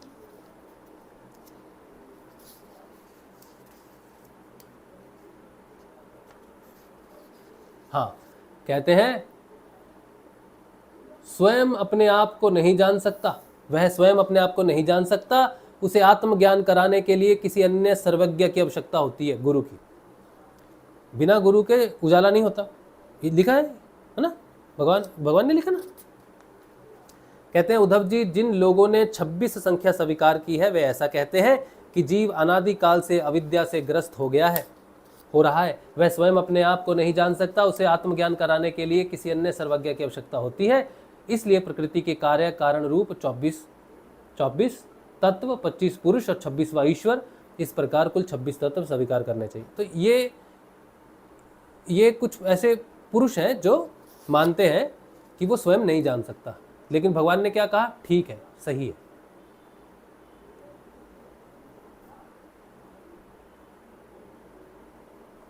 भगवान ने कुल 28 तत्व गिनाए थे, ठीक है, प्रकृति और पुरुष को अलग करने के बाद, ठीक। अच्छा, अब गुरुदेव की वाणी है, हमारे गुरुदेव की वाणी है कि बिना गुरु के इस पथ पर आगे नहीं बढ़ा जा सकता, बिना गुरु के आत्म साक्षात्कार नहीं होता, आत्म जागृति नहीं होती। ये हमारे गुरुदेव जी की बात है, और हमारे जीवन में तो वही गुरु ही आया तभी प्रकाश हुआ, नहीं तो हम तो भाई नहीं बचते। लेकिन एक बड़े विद्वान पुरुष हैं, फिलोसफर हैं, उनका नाम है जड्डू कृष्णमूर्ति, सुना होगा आपने नाम। इतने सिद्ध पुरुष हैं, बहुत ज्ञानी पुरुष हैं, वो पूरे संसार में उनके नाम को जाना जाता है कि वो एक आत्म तत्ववेता व्यक्ति रहे। लेकिन उनकी जो फिलॉसफी थी वो ये कि तुम्हें स्वयं को जानने के लिए किसी की भी आवश्यकता नहीं है, गुरु की आवश्यकता नहीं है। जड्डू कृष्णमूर्ति ने ना तो कोई शिष्य बनाया, ना ही वो कभी गुरु का पद उन्होंने धारण किया। मतलब एक भी व्यक्ति को जड्डू कृष्णमूर्ति ने जागृत नहीं किया। और गुरुदेव कहते हैं कि एक दिया जल रहा है, दूसरे आपके अंदर सब कुछ है, बस प्रज्वलित करने की बात है। लेकिन जड्डू कृष्णमूर्ति इस फिलॉसफी को नहीं मानते। अब वो कितने बड़े फिलोसोफर हैं, जितने लोग जड्डू कृष्णमूर्ति को जानते हैं, हमारे गुरुदेव को तो उससे 10% भी नहीं जानते। जड्डू कृष्णमूर्ति पूरे देश विदेश में, अब तो चले गए, उनका देहांत हो गया, लंबी उम्र थी उनको तो मतलब सब जानते। गुरुदेव को भी उतने लोग नहीं जानते, लेकिन दोनों की फिलॉसफी अलग है। और जिस दिन उतने ही लोग गुरुदेव को जान जाएंगे, उस दिन जड्डू कृष्णमूर्ति और गुरुदेव के बीच में भेद साफ साफ स्पष्ट पता चल जाएगा कि एक ने एक भी शिष्य नहीं बनाया कि नहीं, और एक ने कहा कि मेरे बिना हो नहीं सकता। दो फिलॉसफियाँ कैसे हो सकती हैं? तो ये जो पूरा अध्याय था, ये भगवान श्री कृष्ण ने इसी बात पर ही किया था कि हर व्यक्ति का अपना एक हो सकता है, वो अपने हिसाब से मानते हैं, सभी ठीक है। तो जड्डू कृष्णमूर्ति भी भगवान के हिसाब से ठीक ही है, लेकिन उन्होंने किसी व्यक्ति को भी चेतन नहीं किया। तो कौन उपयोगी है, कौन सा सिद्ध उपयोगी होगा? वो जो मुझे जगा जाए, मेरे लिए तो वही उपयोगी है ना, क्योंकि मुझे तो जगाने वाला, मैं तो उसी का उपकारी ही रहूंगा ना। अगर मुझे खुद ही कहा जाता कि तुम खुद ही जागो, तो भैया माया से हम कैसे जगेंगे? हम कैसे अंदर जा सकते हैं? अंधकार में, अविद्या में, अज्ञानता में। और बहुत लोग भटकते हैं, बहुत लोग भटकते हैं। और बहुत से ऐसे हुए हैं संत जिन्होंने कहा कि हमारा कोई गुरु नहीं हो, कोई गुरु नहीं हुआ। तो वो कौन हुए? वो जैसे वो अपने पुराने जन्म की स्मृति विस्मृत नहीं हुई, कहीं ना कहीं पीछे जन्म में वो जगे और उनकी स्मृति रही। तो गुरु, अगर हमारी स्मृति अगले जन्म में बनी रहे तो हमारे तो गुरु हैं, हम अगले जन्म में किसी को गुरु क्यों बनाएंगे?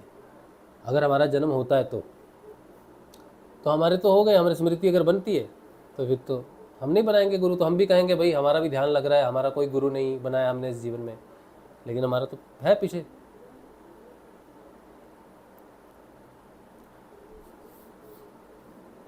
है ना? तो भिन्नताएं बहुत हैं। तो भगवान यही कह रहे हैं कि भिन्नताएं बहुत हैं, तत्वों की संख्या अलग अलग है, पुरुष और प्रकृति का विवेक अलग अलग है, मतों की बात है, लेकिन मुख्य बात यही है कि जो जग गया वो पार हो गया, और जो नहीं जगा, कहते हैं विषयों के सत्य न होने पर भी जो जीव विषयों को ही चिंतन करता रहता है, उसका यह जन्म मृत्यु रूप संसार चक्र कभी निवृत्त नहीं होता। जैसे स्वप्न में प्राप्त अनर्थ परंपरा जागे बिना निवृत्त नहीं होती। तो जब तक कोई जगा नहीं तब तक मुश्किल है, अब जगना है।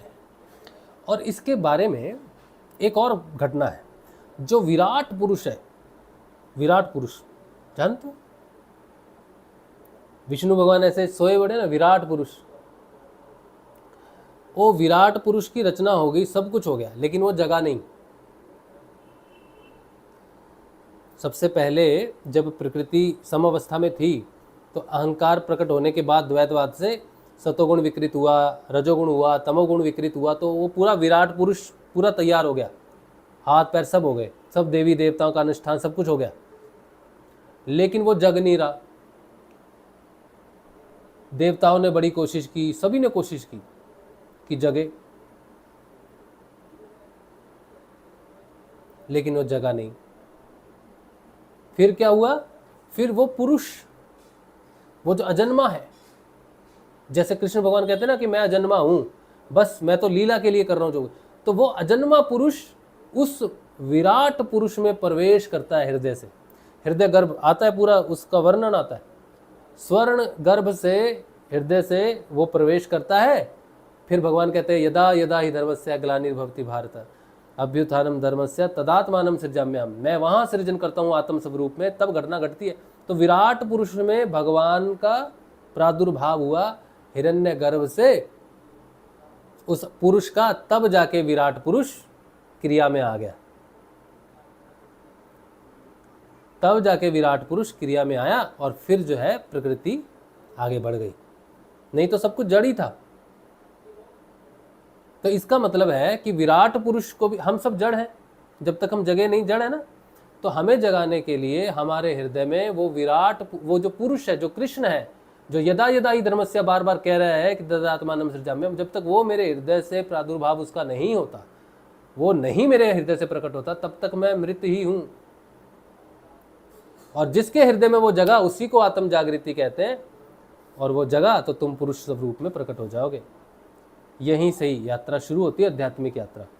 एक व्यक्तिगत चेतना जो भोग भोगती है, एक आध्यात्मिक चेतना जो उत्थान करके अपने आत्म स्वरूप को प्रकट करके शरीर रूपी मल को हमेशा के लिए त्याग देती है, और प्रकृति और पुरुष के भेद से प्रकट हुआ द्वैत अहंकार खत्म करके सदैव के लिए अपने रूप स्थिति में स्थित हो जाता है। तो जगाने के लिए पुरुष का होना बड़ा जरूरी है। मां कुंडलिनी स्वयं सारे संसार की रचना करती हुई नीचे आके सो गई, सोई है, कौन जगाए?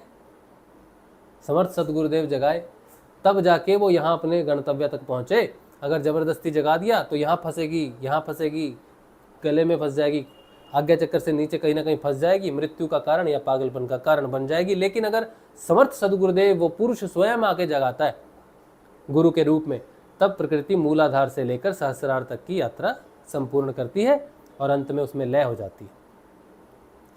तो जगाने वाला गुरु चाहिए, बिना उसके नहीं चेतना नहीं आती।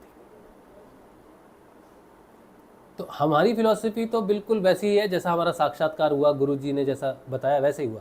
जड्डू कृष्णामूर्ति की फिलॉसफी के साथ हमारी फिलॉसफी नहीं मिलती। अब हमें तो कोई नहीं जानता है ना, हमें तो लोग कहेंगे तू बड़ा आया, वो जड्डू कृष्ण। और सच में मैं ये कहता हूँ कि हम तो कुछ भी नहीं जानते। जो जड्डू कृष्णामूर्ति जी जानते होंगे उसका तो हम एक सुई की नोक भी नहीं हमें पता होगी अध्यात्म के बारे में। लेकिन उनकी मूल फिलॉसफी कि खुद जगो और गुरुदेव की मूल फिलॉसफी की गुरु के बिना नहीं हो सकता, ये दोनों को जमीन आसमान का अंतर है। इस बात पे तो विवाद है, विवाद नहीं है, मतलब भिन्नता है तो है, विवाद तो हम क्या ही करेंगे उनके साथ। वो तो महान व्यक्ति, उनके तो चरण स्पर्श, उनकी तो चरण धूलि मिल जाए तो ही सौभाग्य की बात है। हाँ, उन्होंने किसी को शिष्य नहीं बनाया, उनकी अपनी लीला होगी, अपना जीवन का कुछ होगा उन्होंने किया। लेकिन इससे उनकी महानता, उनकी चेतना कम नहीं हो। ईश्वर स्वरूप है, हम तो उनको मानते हैं कि भाई जो आत्म स्वरूप में प्रकट है वो भगवान ही है।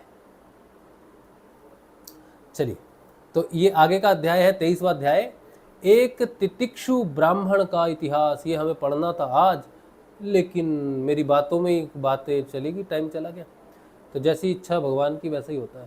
तो इसको हम कल पढ़ेंगे, ठीक है? बहुत सुंदर है ये, एक तितिक्षु ब्राह्मण का इतिहास। आहा, कितना समय हो गया? 10:15 हो गए।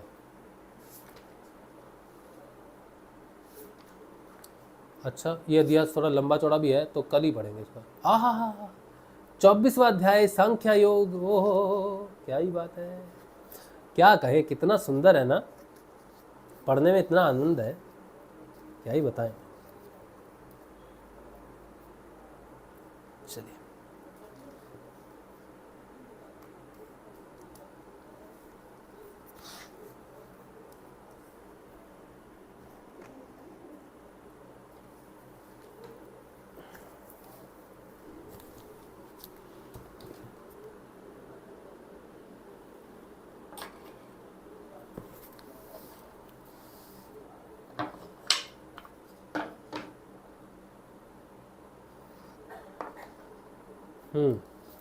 चलिए, तो प्रश्न उत्तरों का सिलसिला करते हैं चालू।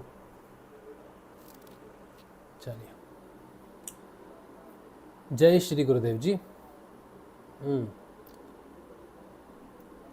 रेणु ईशाना शिवशक्ति जी कह रहे हैं आचार्य जी नमन है आपको, शत शत। आपको भी बहुत बहुत प्रणाम है हमारा।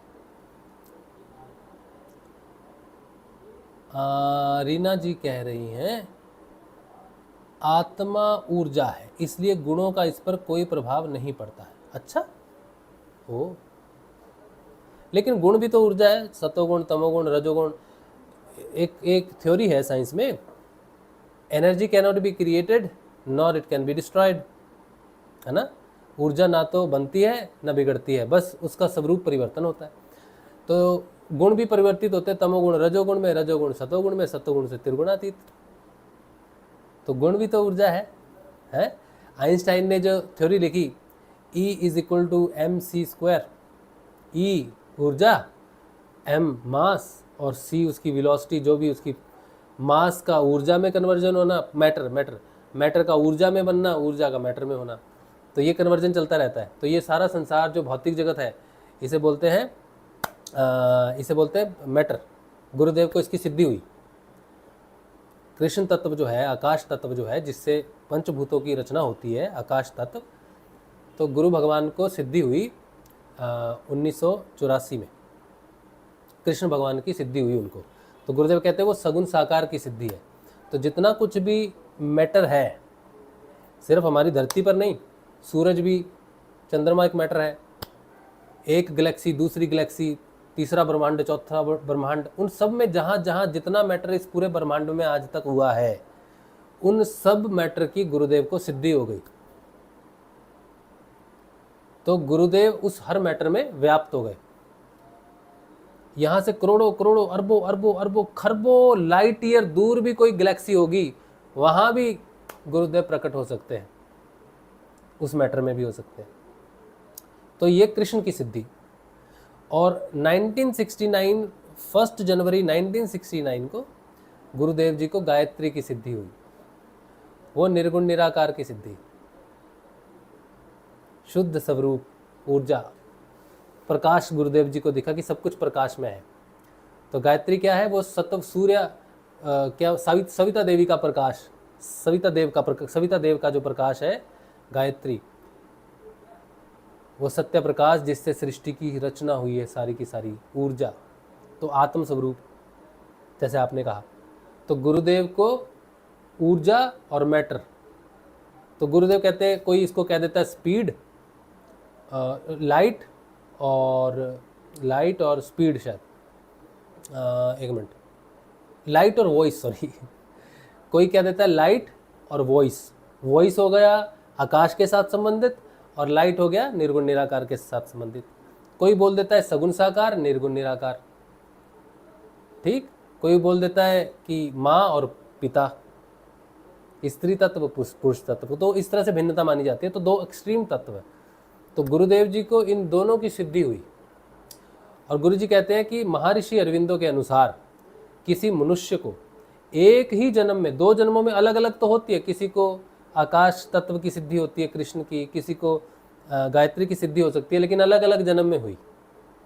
लेकिन अगर किसी मनुष्य को एक ही जन्म में ये दोनों सिद्धियां एक ही शरीर में हो जाए, तो फिर वो पूरे मानव मात्र का परिवर्तन करने में सक्षम है। तो गुरु जी कहते हैं, इसीलिए मेरी तस्वीर कभी नहीं मरेगी। आप मेरी तस्वीर सामने रखो और मेरी तस्वीर से जो पूछना है पूछो, मेरी तस्वीर का ध्यान करो, ये तस्वीर ही आपको आत्म रूप में चेतन कर देगी। और ऐसा हो रहा है।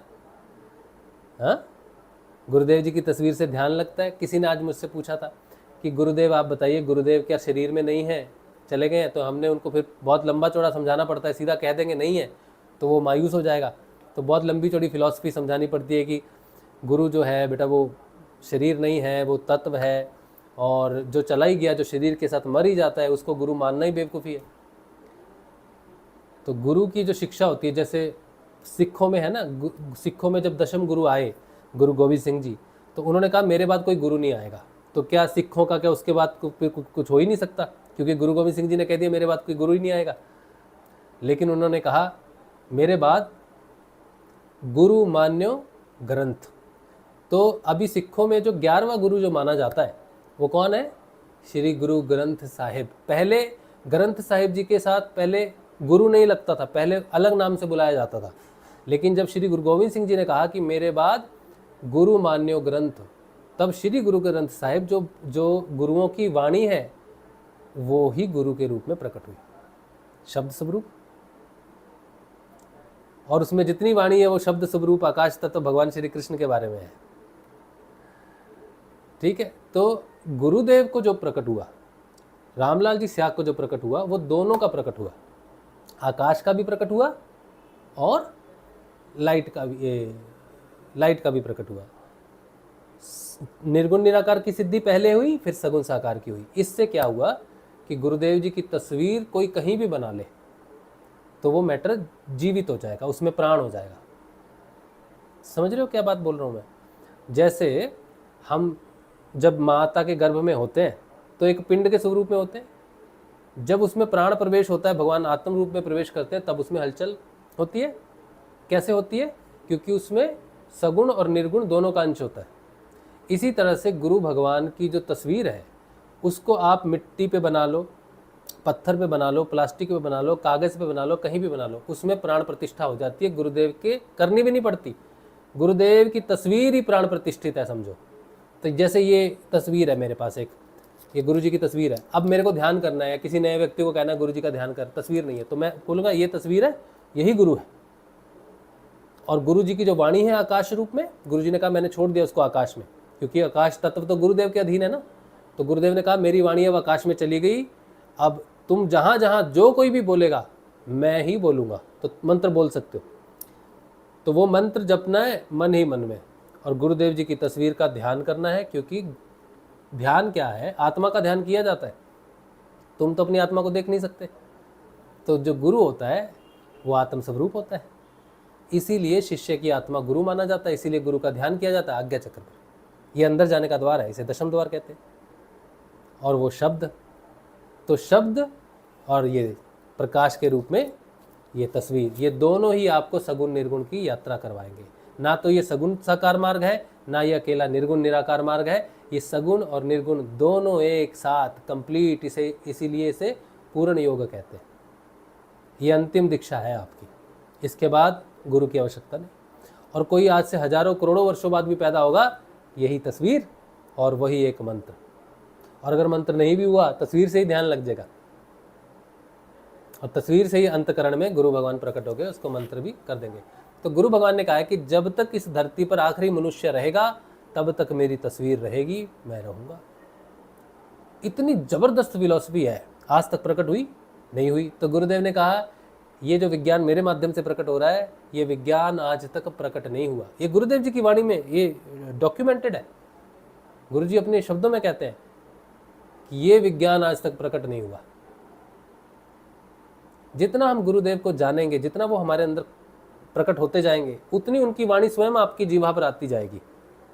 जितना आप भगवान आपके अंदर प्रकट होते जाएंगे, गुरु जी, आप उनके जीवन की हर बात सही समय पर आपको स्मृति में आ जाएगी।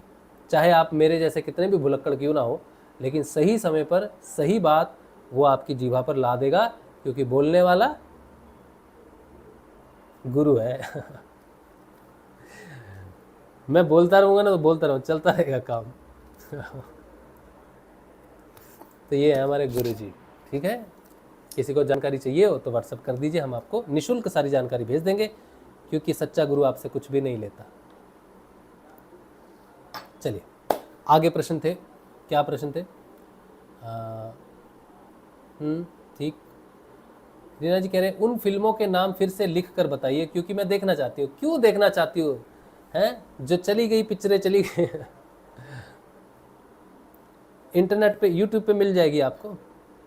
वैसे तो मुझे खुद बड़ी शर्म आती है, लेकिन अब हमारा किया हुआ काम है, हमारा जो भी हमारे से जुड़ा तो हुआ ही, अब कुछ कर तो सकते नहीं। तो पहली पिक्चर जो हमने की थी उसका नाम था मुक्तोधारा। लीजिए, मुक्तोधारा बंगाली पिक्चर है, ठीक है, आप तो जानते हो बंगाली। और एक पिक्चर है रामधनु, ठीक है। और एक में एक ही सीन था हमारा, वो फिल्म का नाम क्या था? JL50 शायद, JL50, वो अभय देओल की पिक्चर है ना, उसमें एक ही सीन था। रामधनु में भी कुछ ज़्यादा नहीं है वैसे तो, मुक्तोधारा में था कटपिट हो जाता तो, लेकिन फिर भी है उसमें। अच्छा ठीक है। और भी इसके अलावा हमने कुछ काम किए हुए हैं, एज ए डायरेक्टर काम किए हुए हैं, डॉक्यूमेंट्री में किए हुए हैं, पर उनका रिकॉर्ड्स नहीं है अभी, कहाँ है पता नहीं। चलिए, रेखा जी कह रही हैं भागवत पूरी होने को आई, ये वाली राधा नजर आई जो इस तस्वीर में दिखाई दे रही है, कृष्ण के साथ राधा। हाँ सुंदर है ना माँ? हाँ कितनी सुंदर है माँ।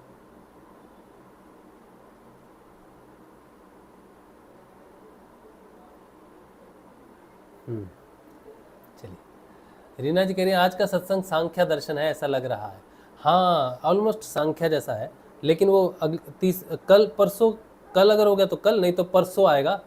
सांख्या पर भगवान श्री कृष्ण फिर से बात करेंगे। वैसे एक बार बात हो चुकी है, कपिल मुनि जब अपनी माता जी को क्या नाम था उनका, नाम नहीं याद रहता मुझे, 10 नाम है उनकी माता जी का, उनको जब बताते हैं, अपनी माँ को ज्ञान देते हैं सांख्या का, बहुत सुंदर व्याख्या आती है, भगवान श्री कपिल मुनि जी पूरी अपनी माँ को देते हैं वो ज्ञान। अच्छा चलिए, उसके बाद रेणु जी कह रही वाह कितनी सुंदर प्रस्तुति है, कितना अप्रितम उदाहरण प्रस्तुत किया है, उपमा अलंकार के द्वारा। अच्छा अच्छा, बहुत धन्यवाद। सब गुरु कृपा से हो जाता है, नहीं तो कोई प्लानिंग तो हमारी होती नहीं कुछ भी। लेकिन भगवान श्री कृष्ण जो उदाहरणें देते हैं, जो उनके जीवन में जो चीज़ें हैं, तो बहुत सुंदर व्याख्या बन के आती है। इसीलिए मैंने हमेशा, कुछ लोग मुझे ताना मारते हैं, कहते गुरुदेव ने कब कहा ये पढ़ो वो पढ़ो, उनको मालूम ही नहीं है। मैं साफ कहता हूँ, ये महा अंधकार महा अज्ञानता में पता नहीं कहाँ गोते खा रहे हैं, साधक होने के बाद भी कहते हैं अध्ययन नहीं। श्रीमद् भागवत और सिद्ध योग दोनों एक ही हैं, दो है ही नहीं। श्री शुकदेव जी ने स्वयं कहा है, श्रीमद् भागवत वेद रूपी कल्प तरु का पका हुआ फल है, इससे त्रिविध ताप नष्ट होते हैं, संपूर्ण ज्ञान विज्ञान की प्राप्ति होती है। ये डेफिनेशन ही हमारी सिद्ध योग की है। सिद्ध योग कल्प तरु का अमर फल है, इससे त्रिविध ताप नष्ट होते हैं, संपूर्ण ज्ञान विज्ञान की प्राप्ति होती है और मोक्ष पद प्राप्त होता है। यही कल्प तरु का पका हुआ फल है। यही बात श्री सुखदेव जी कहते हैं श्रीमद् भागवत के बारे में। दो है ही नहीं, लेकिन किसको बताएं, कितना चिल्लाएं, क्योंकि इंद्रियातीत जो अनुभव होते हैं ना, उनको अगर आप इंद्रियों में चिल्ला चिल्ला कर भी बोलो, लेकिन कोई उसे देख नहीं सकता, सुन नहीं सकता, स्पर्श नहीं कर सकता। एक ऐसी बारीक दीवार है इस तरफ और उस तरफ की, कि आपका भाई, आपकी माता पिता, पुत्र, कोई भी हो, आप एड़ी से चोटी तक का जोर लगा दो, हजारों करोड़ों करोड़ों करोड़ों वर्षों तक, लेकिन आप उसे अध्यात्म का कुछ तिनका भी नहीं दे सकते। आप उसे ला ही नहीं सकते भगवान के रास्ते पर।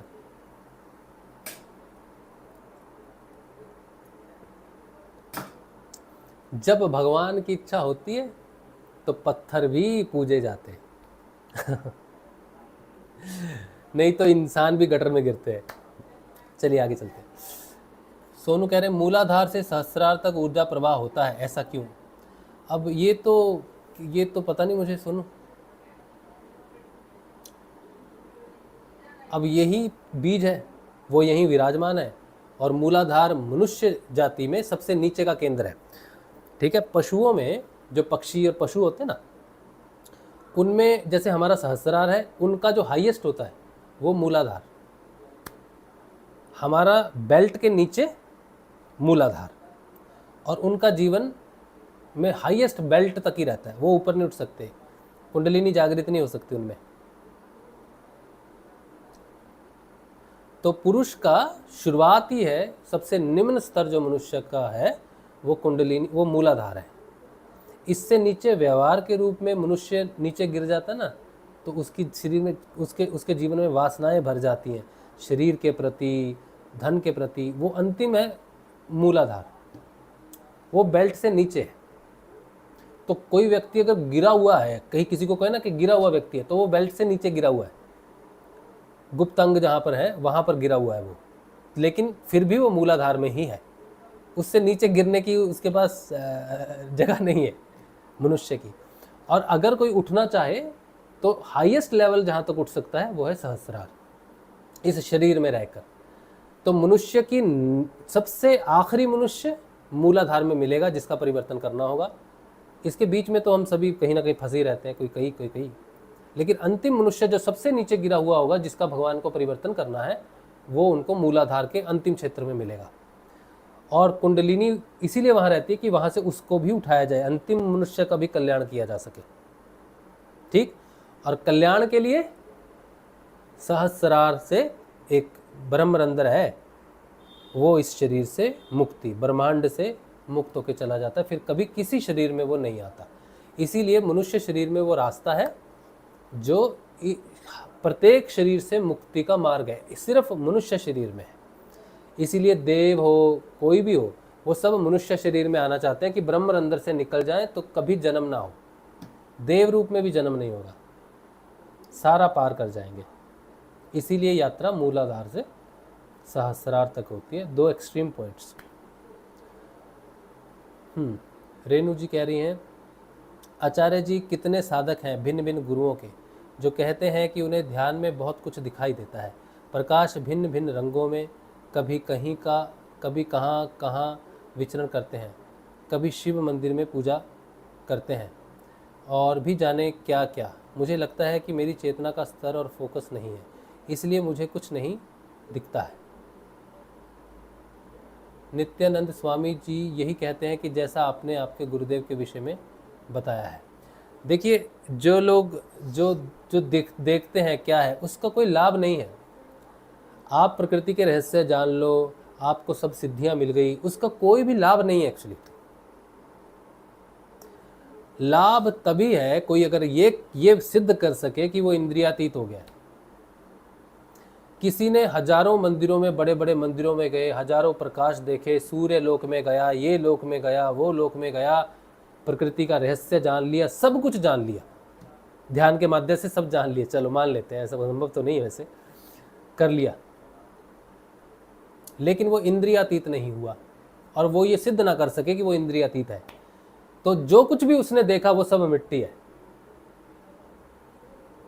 किसी को ध्यान में कुछ भी ना दिखे, फिर भी वो इंद्रियातीत हो जाए, सोते सोते उसकी यात्रा गुरुदेव भगवान उसे इंद्रियातीत कर दे, वही श्रेष्ठ है, वही पार है। अदरवाइज गुणों में रह के जो कुछ भी प्राप्त होगा वो सब गुणों के साथ ही नष्ट हो जाएगा। कुछ भी नहीं है, कोई ऐसा दर्शन नहीं है, कोई ऐसा कुछ भी नहीं है जो नष्ट नहीं होता। एकमात्र गति गुणों से परे जाने की सच्ची गति है, त्रिगुणातीत गति है, बाकी कुछ भी नहीं है। इसीलिए संसार में, जीवन में, साधना में तुम्हें कभी कुछ भी दिखाई ना दे, लेकिन तुम गुणातीत हो जाओ, उस दिन तुम्हें पता चल जाएगा कि तुम गुणातीत हो गए हो। तुम गुणातीत हो गए, तुमको नमस्कार है, अदरवाइज घूमते रहो। तो आपको इस बात की चिंता नहीं करना चाहिए किसको क्या दिखा, कौन कितना सिद्ध हुआ, किसने क्या कर लिया, क्या कर दिया, नहीं कर दिया, इससे आपको चिंता नहीं करनी चाहिए। बस आपको इस बात पर केंद्रित करना चाहिए कि वो सत्य प्रकाश, वो आत्मा जो गुणातीत है, उसमें आप लय हो गए कि नहीं, वो आपकी पहचान बना कि नहीं बना। हजारों करोड़ों संत हैं जो बैठे हैं गुफाओं में, उनको कोई फर्क नहीं पड़ता कि वो संसार में आए और किसी को कुछ बताएं, फर्क ही नहीं पड़ता, क्योंकि एक समय ऐसा आता है जब सारे गूंगे, बहरे, अंधे हो जाते लगते हैं। जैसा मैंने अभी थोड़ी देर पहले कहा ना, आप करोड़ों करोड़ों वर्ष बताते रहो ये है, लेकिन किसी को कन्विंस नहीं कर सकते। तो जो संत हैं जिन्होंने अपने आप को प्राप्त कर लिया है, वो कभी उपदेश नहीं करते, क्योंकि उनको पता है उपदेश करना मत्था खबाजी है, मत्था बर्बाद करना है, समय बर्बाद करना है। वो सिर्फ रास्ता बताते हैं कि ये नाम है, ये जप है, कर लो, करना है तो करो, नहीं करना है तो जैसी तुम्हारी मर्जी। जो सिद्ध हो जाएगा, जिसे पूर्ण ज्ञान हो जाएगा, वो कोई उपदेश नहीं करेगा, चुप हो जाएगा, क्योंकि उसे वो ज्ञान हो गया है जो बताया नहीं जा सकता, और जो बताया जा सकता है वो किसी काम का नहीं। इसीलिए वो अपना समय नष्ट नहीं करेगा, समाधि में बैठा रहेगा, चुप बैठा रहेगा। उसको लोग कहेंगे पागल है, गूंगा है, ये है, निकालो यहाँ से, वो, लेकिन वो से फर्क नहीं पड़ता, समझे। गुरुजी ने भी कहा मैं भाई कथा प्रवचन नहीं करता, मैं नाम देता हूँ, ध्यान देता है, करना है तो करो, नहीं करना है तो तुम्हारी मर्जी। इसी बात के लिए तो हमें ताने पड़ते हैं, लोग हमें गुरु से कंपेयर कर देते हैं, कहते हैं कि गुरुजी ने कुछ नहीं बोला और तुम ये ज्ञान झाड़ रहे हो। क्योंकि हम तो गुरुजी नहीं है और हमारा काम अलग है।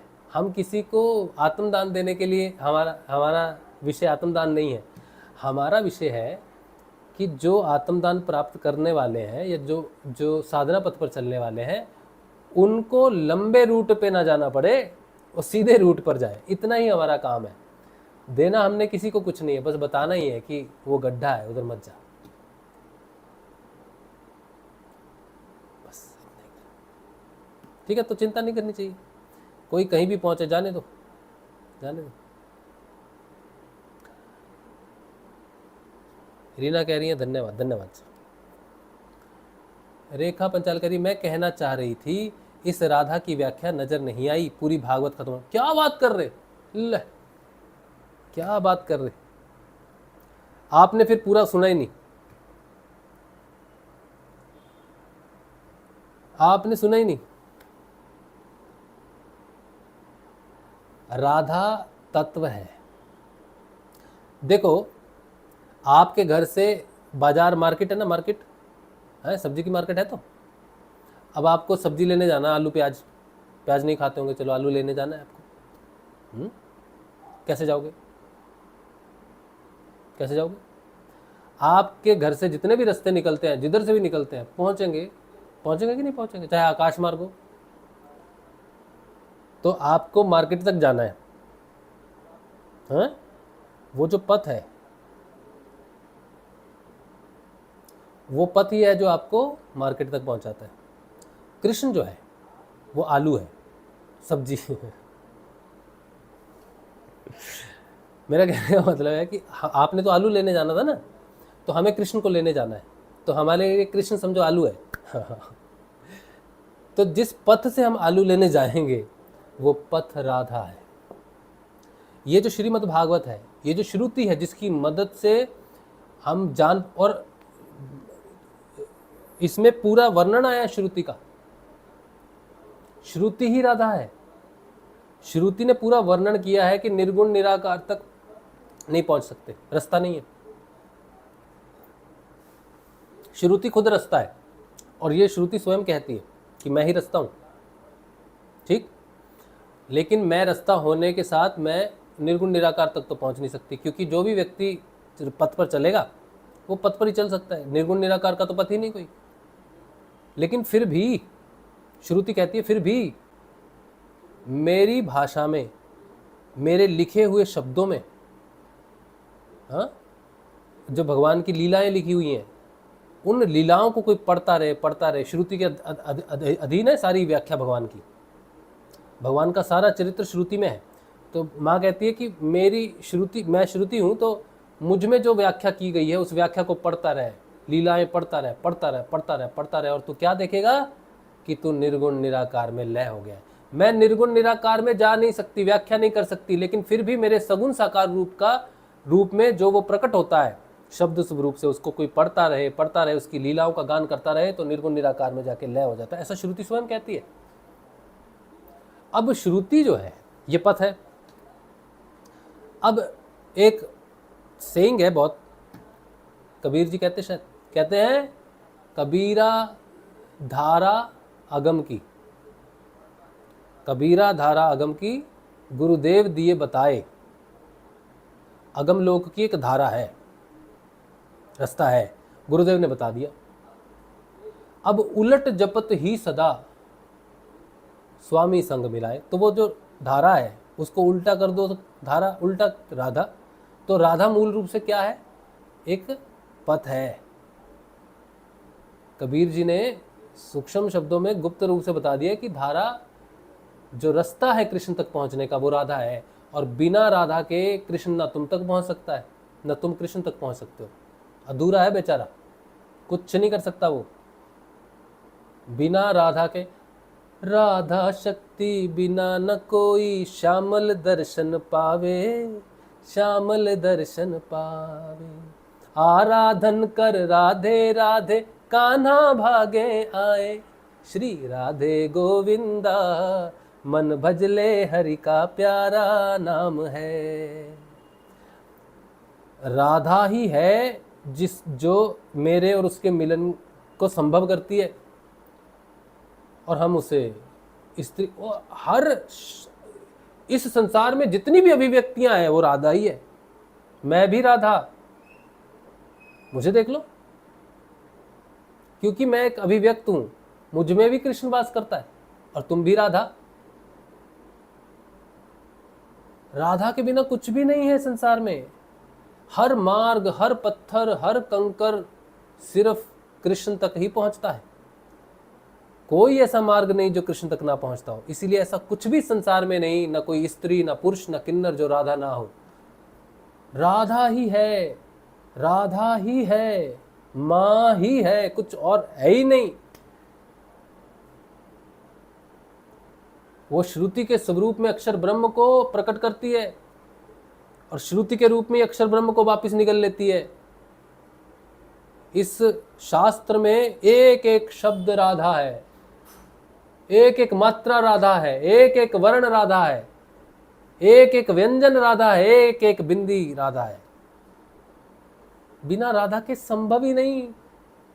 जो गुरु मंत्र देते हैं, हमें गुरुदेव जी ने मंत्र दिया, श्रुति है, शब्द है, राधा है। सिर्फ राधा कहने से या स्त्री का स्वरूप होने से राधा है, ये तो मूर्खता की जड़ है।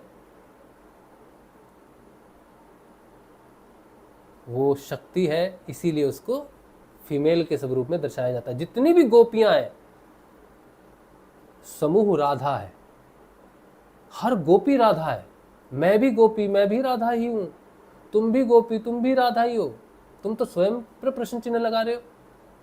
अरे मूर्खों की टोलियां हैं जो प्रश्न चिन्ह लगाती हैं। जिन्हें साक्षात्कार ही ना हुआ हो वो तो प्रश्न उठाएगा ही। जिस दिन तुम्हें साक्षात्कार हो जाएगा ध्यान का, उस दिन मां के सिवाय कुछ और होगा ही नहीं। बिना शक्ति के कुछ नहीं हो सकता संसार में। शंकराचार्य बड़ी लंबी दूरी तय कर कर पहुंचे कहीं। अब पेड़ के नीचे बैठे हैं और इतने थके हुए हैं कि हिल नहीं सकते। तो सामने देखते हैं कि एक सुंदर महिला जा रही है दूध का ड्रम लेकर, और क्या कह रही है, दूध ले लो, दूध ले लो, दूध ले लो। तो शंकराचार्य जी कहते हैं, माई मुझे भी थोड़ा दूध दे दो। तो बोले, हाँ क्यों नहीं बेटा, आजा ले ले दूध। तो बोलता है, माँ वहाँ तक आने की शक्ति नहीं है मुझ में, तू ही मेरे पास आजा। तो कहती है, अच्छा तू तो शक्ति में मानता ही नहीं है। और शंकराचार्य जी के तो भी कान खुल गए, हृदय कपाट खुल गया, द्वार खुल गए। बोला ये क्या बोल दिया। उसके बाद उन्होंने नमस्कार किया भगवान शिव को। बोले आपको नमस्कार महाराज, अब तो मैं शक्ति के गुणगान को, तो शक्ति पर पूरा भाष्य टीका लिख दिया उन्होंने। और आप कह रहे हो राधा कहाँ, हाय कहाँ नहीं।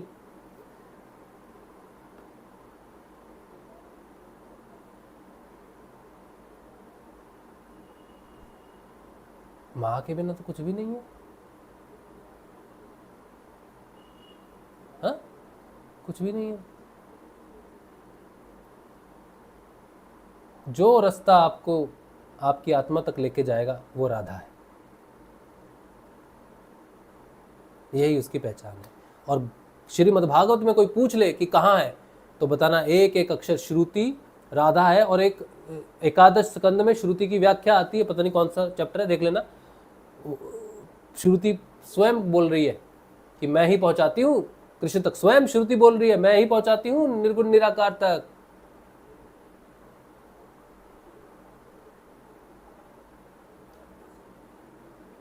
सब कुछ है, दिखेगा तब जब मां की इच्छा होगी। जिस पर मां प्रसन्न नहीं उसको कोई खोज नहीं सकता।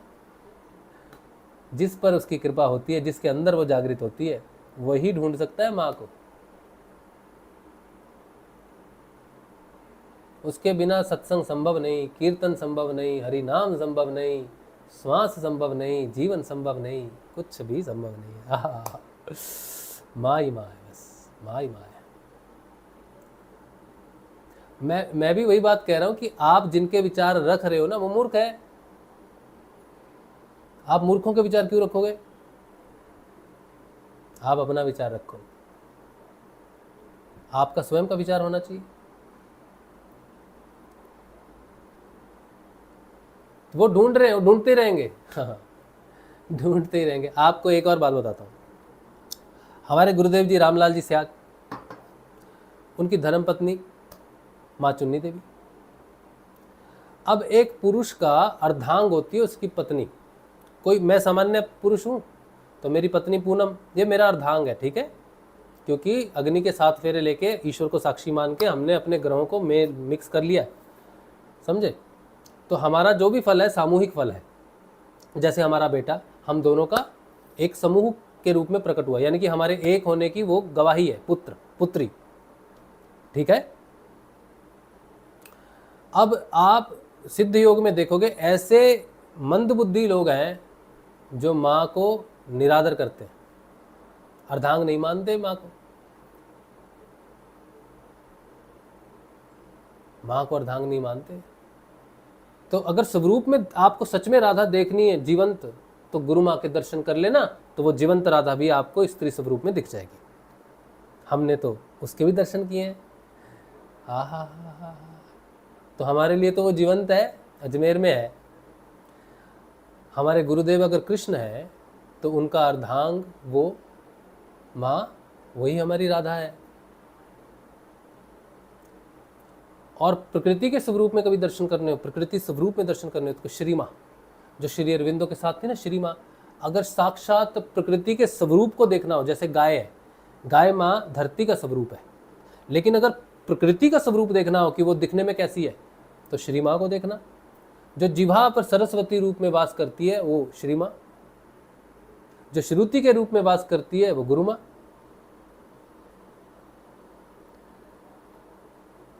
ये वो रहस्य है जो आपको ध्यान में जाकर ही कोई बता नहीं सकता। जैसे मैं बता रहा हूँ कोई लाभ नहीं, भूल जाओगे, लेकिन जिस दिन अंदर से प्रकट होंगे फिर कभी नहीं भूलता व्यक्ति, क्योंकि जिस पर माँ की कृपा हो जाए वाह, वो पार हो जाएगा, हो जाएगा। चलिए, अच्छा जी, और क्या, धन्यवाद धन्यवाद धन्यवाद आचार्य जी, नमन। आपको भी बहुत बहुत नमन। आपको इतनी बार हमें धन्यवाद नहीं करना है, ये सब गुरु जी की कृपा से है, सब गुरु जी का ही है, हम तो बस बैठे हुए हैं। मैं तो लोगों के पीछे, हाँ ये हो गया। अच्छा, सुषमा जी कह रही हैं कृष्ण से मिलने की चाहत है, राधा है। कृष्ण से रो रो कर मिलने की तृष्णा ही राधा है। हाँ, आप जैसे भी प्रकट करो, बस कृष्ण तक नहीं पहुंच सकते राधा के बिना, इतना तो गारंटी है। कृष्ण ना तुम तक पहुंच सकता है, ना तुम कृष्ण तक पहुंच सकते हो जब तक राधा ना हो। और जो कहते हैं राधा नहीं है, समझो वो तो नहीं पहुंचेंगे। संजीव जी कह रहे हैं कबीर धारा अगम की सदगुरु दियो बताए, उलट ताही जपिए सदा स्वामी संग लखाए, अक्षर है राधा मंत्र है राधा। हाँ बिल्कुल सही बात, बिल्कुल सही बात, वाह क्या बात है, बहुत बढ़िया। चलिए, तो ये रहा भाई आज का सत्संग भगवान श्री गुरुदेव के श्री चरणों में। उम्मीद है कि आज का सत्संग आप में क्रांति लाए। आपको आध्यात्मिक क्रांतिवीर नहीं बनाया ना, वीरना, वीरांगना। हाँ, तो इसी शुभ संदेश के साथ आज का सत्संग भगवान श्री गुरुदेव के श्री चरणों में। कल मिलेंगे हम लोग, कल के ध्यान में और कल के सत्संग में। जय श्री गुरुदेव जी, जय श्री दादा गुरुदेव जी।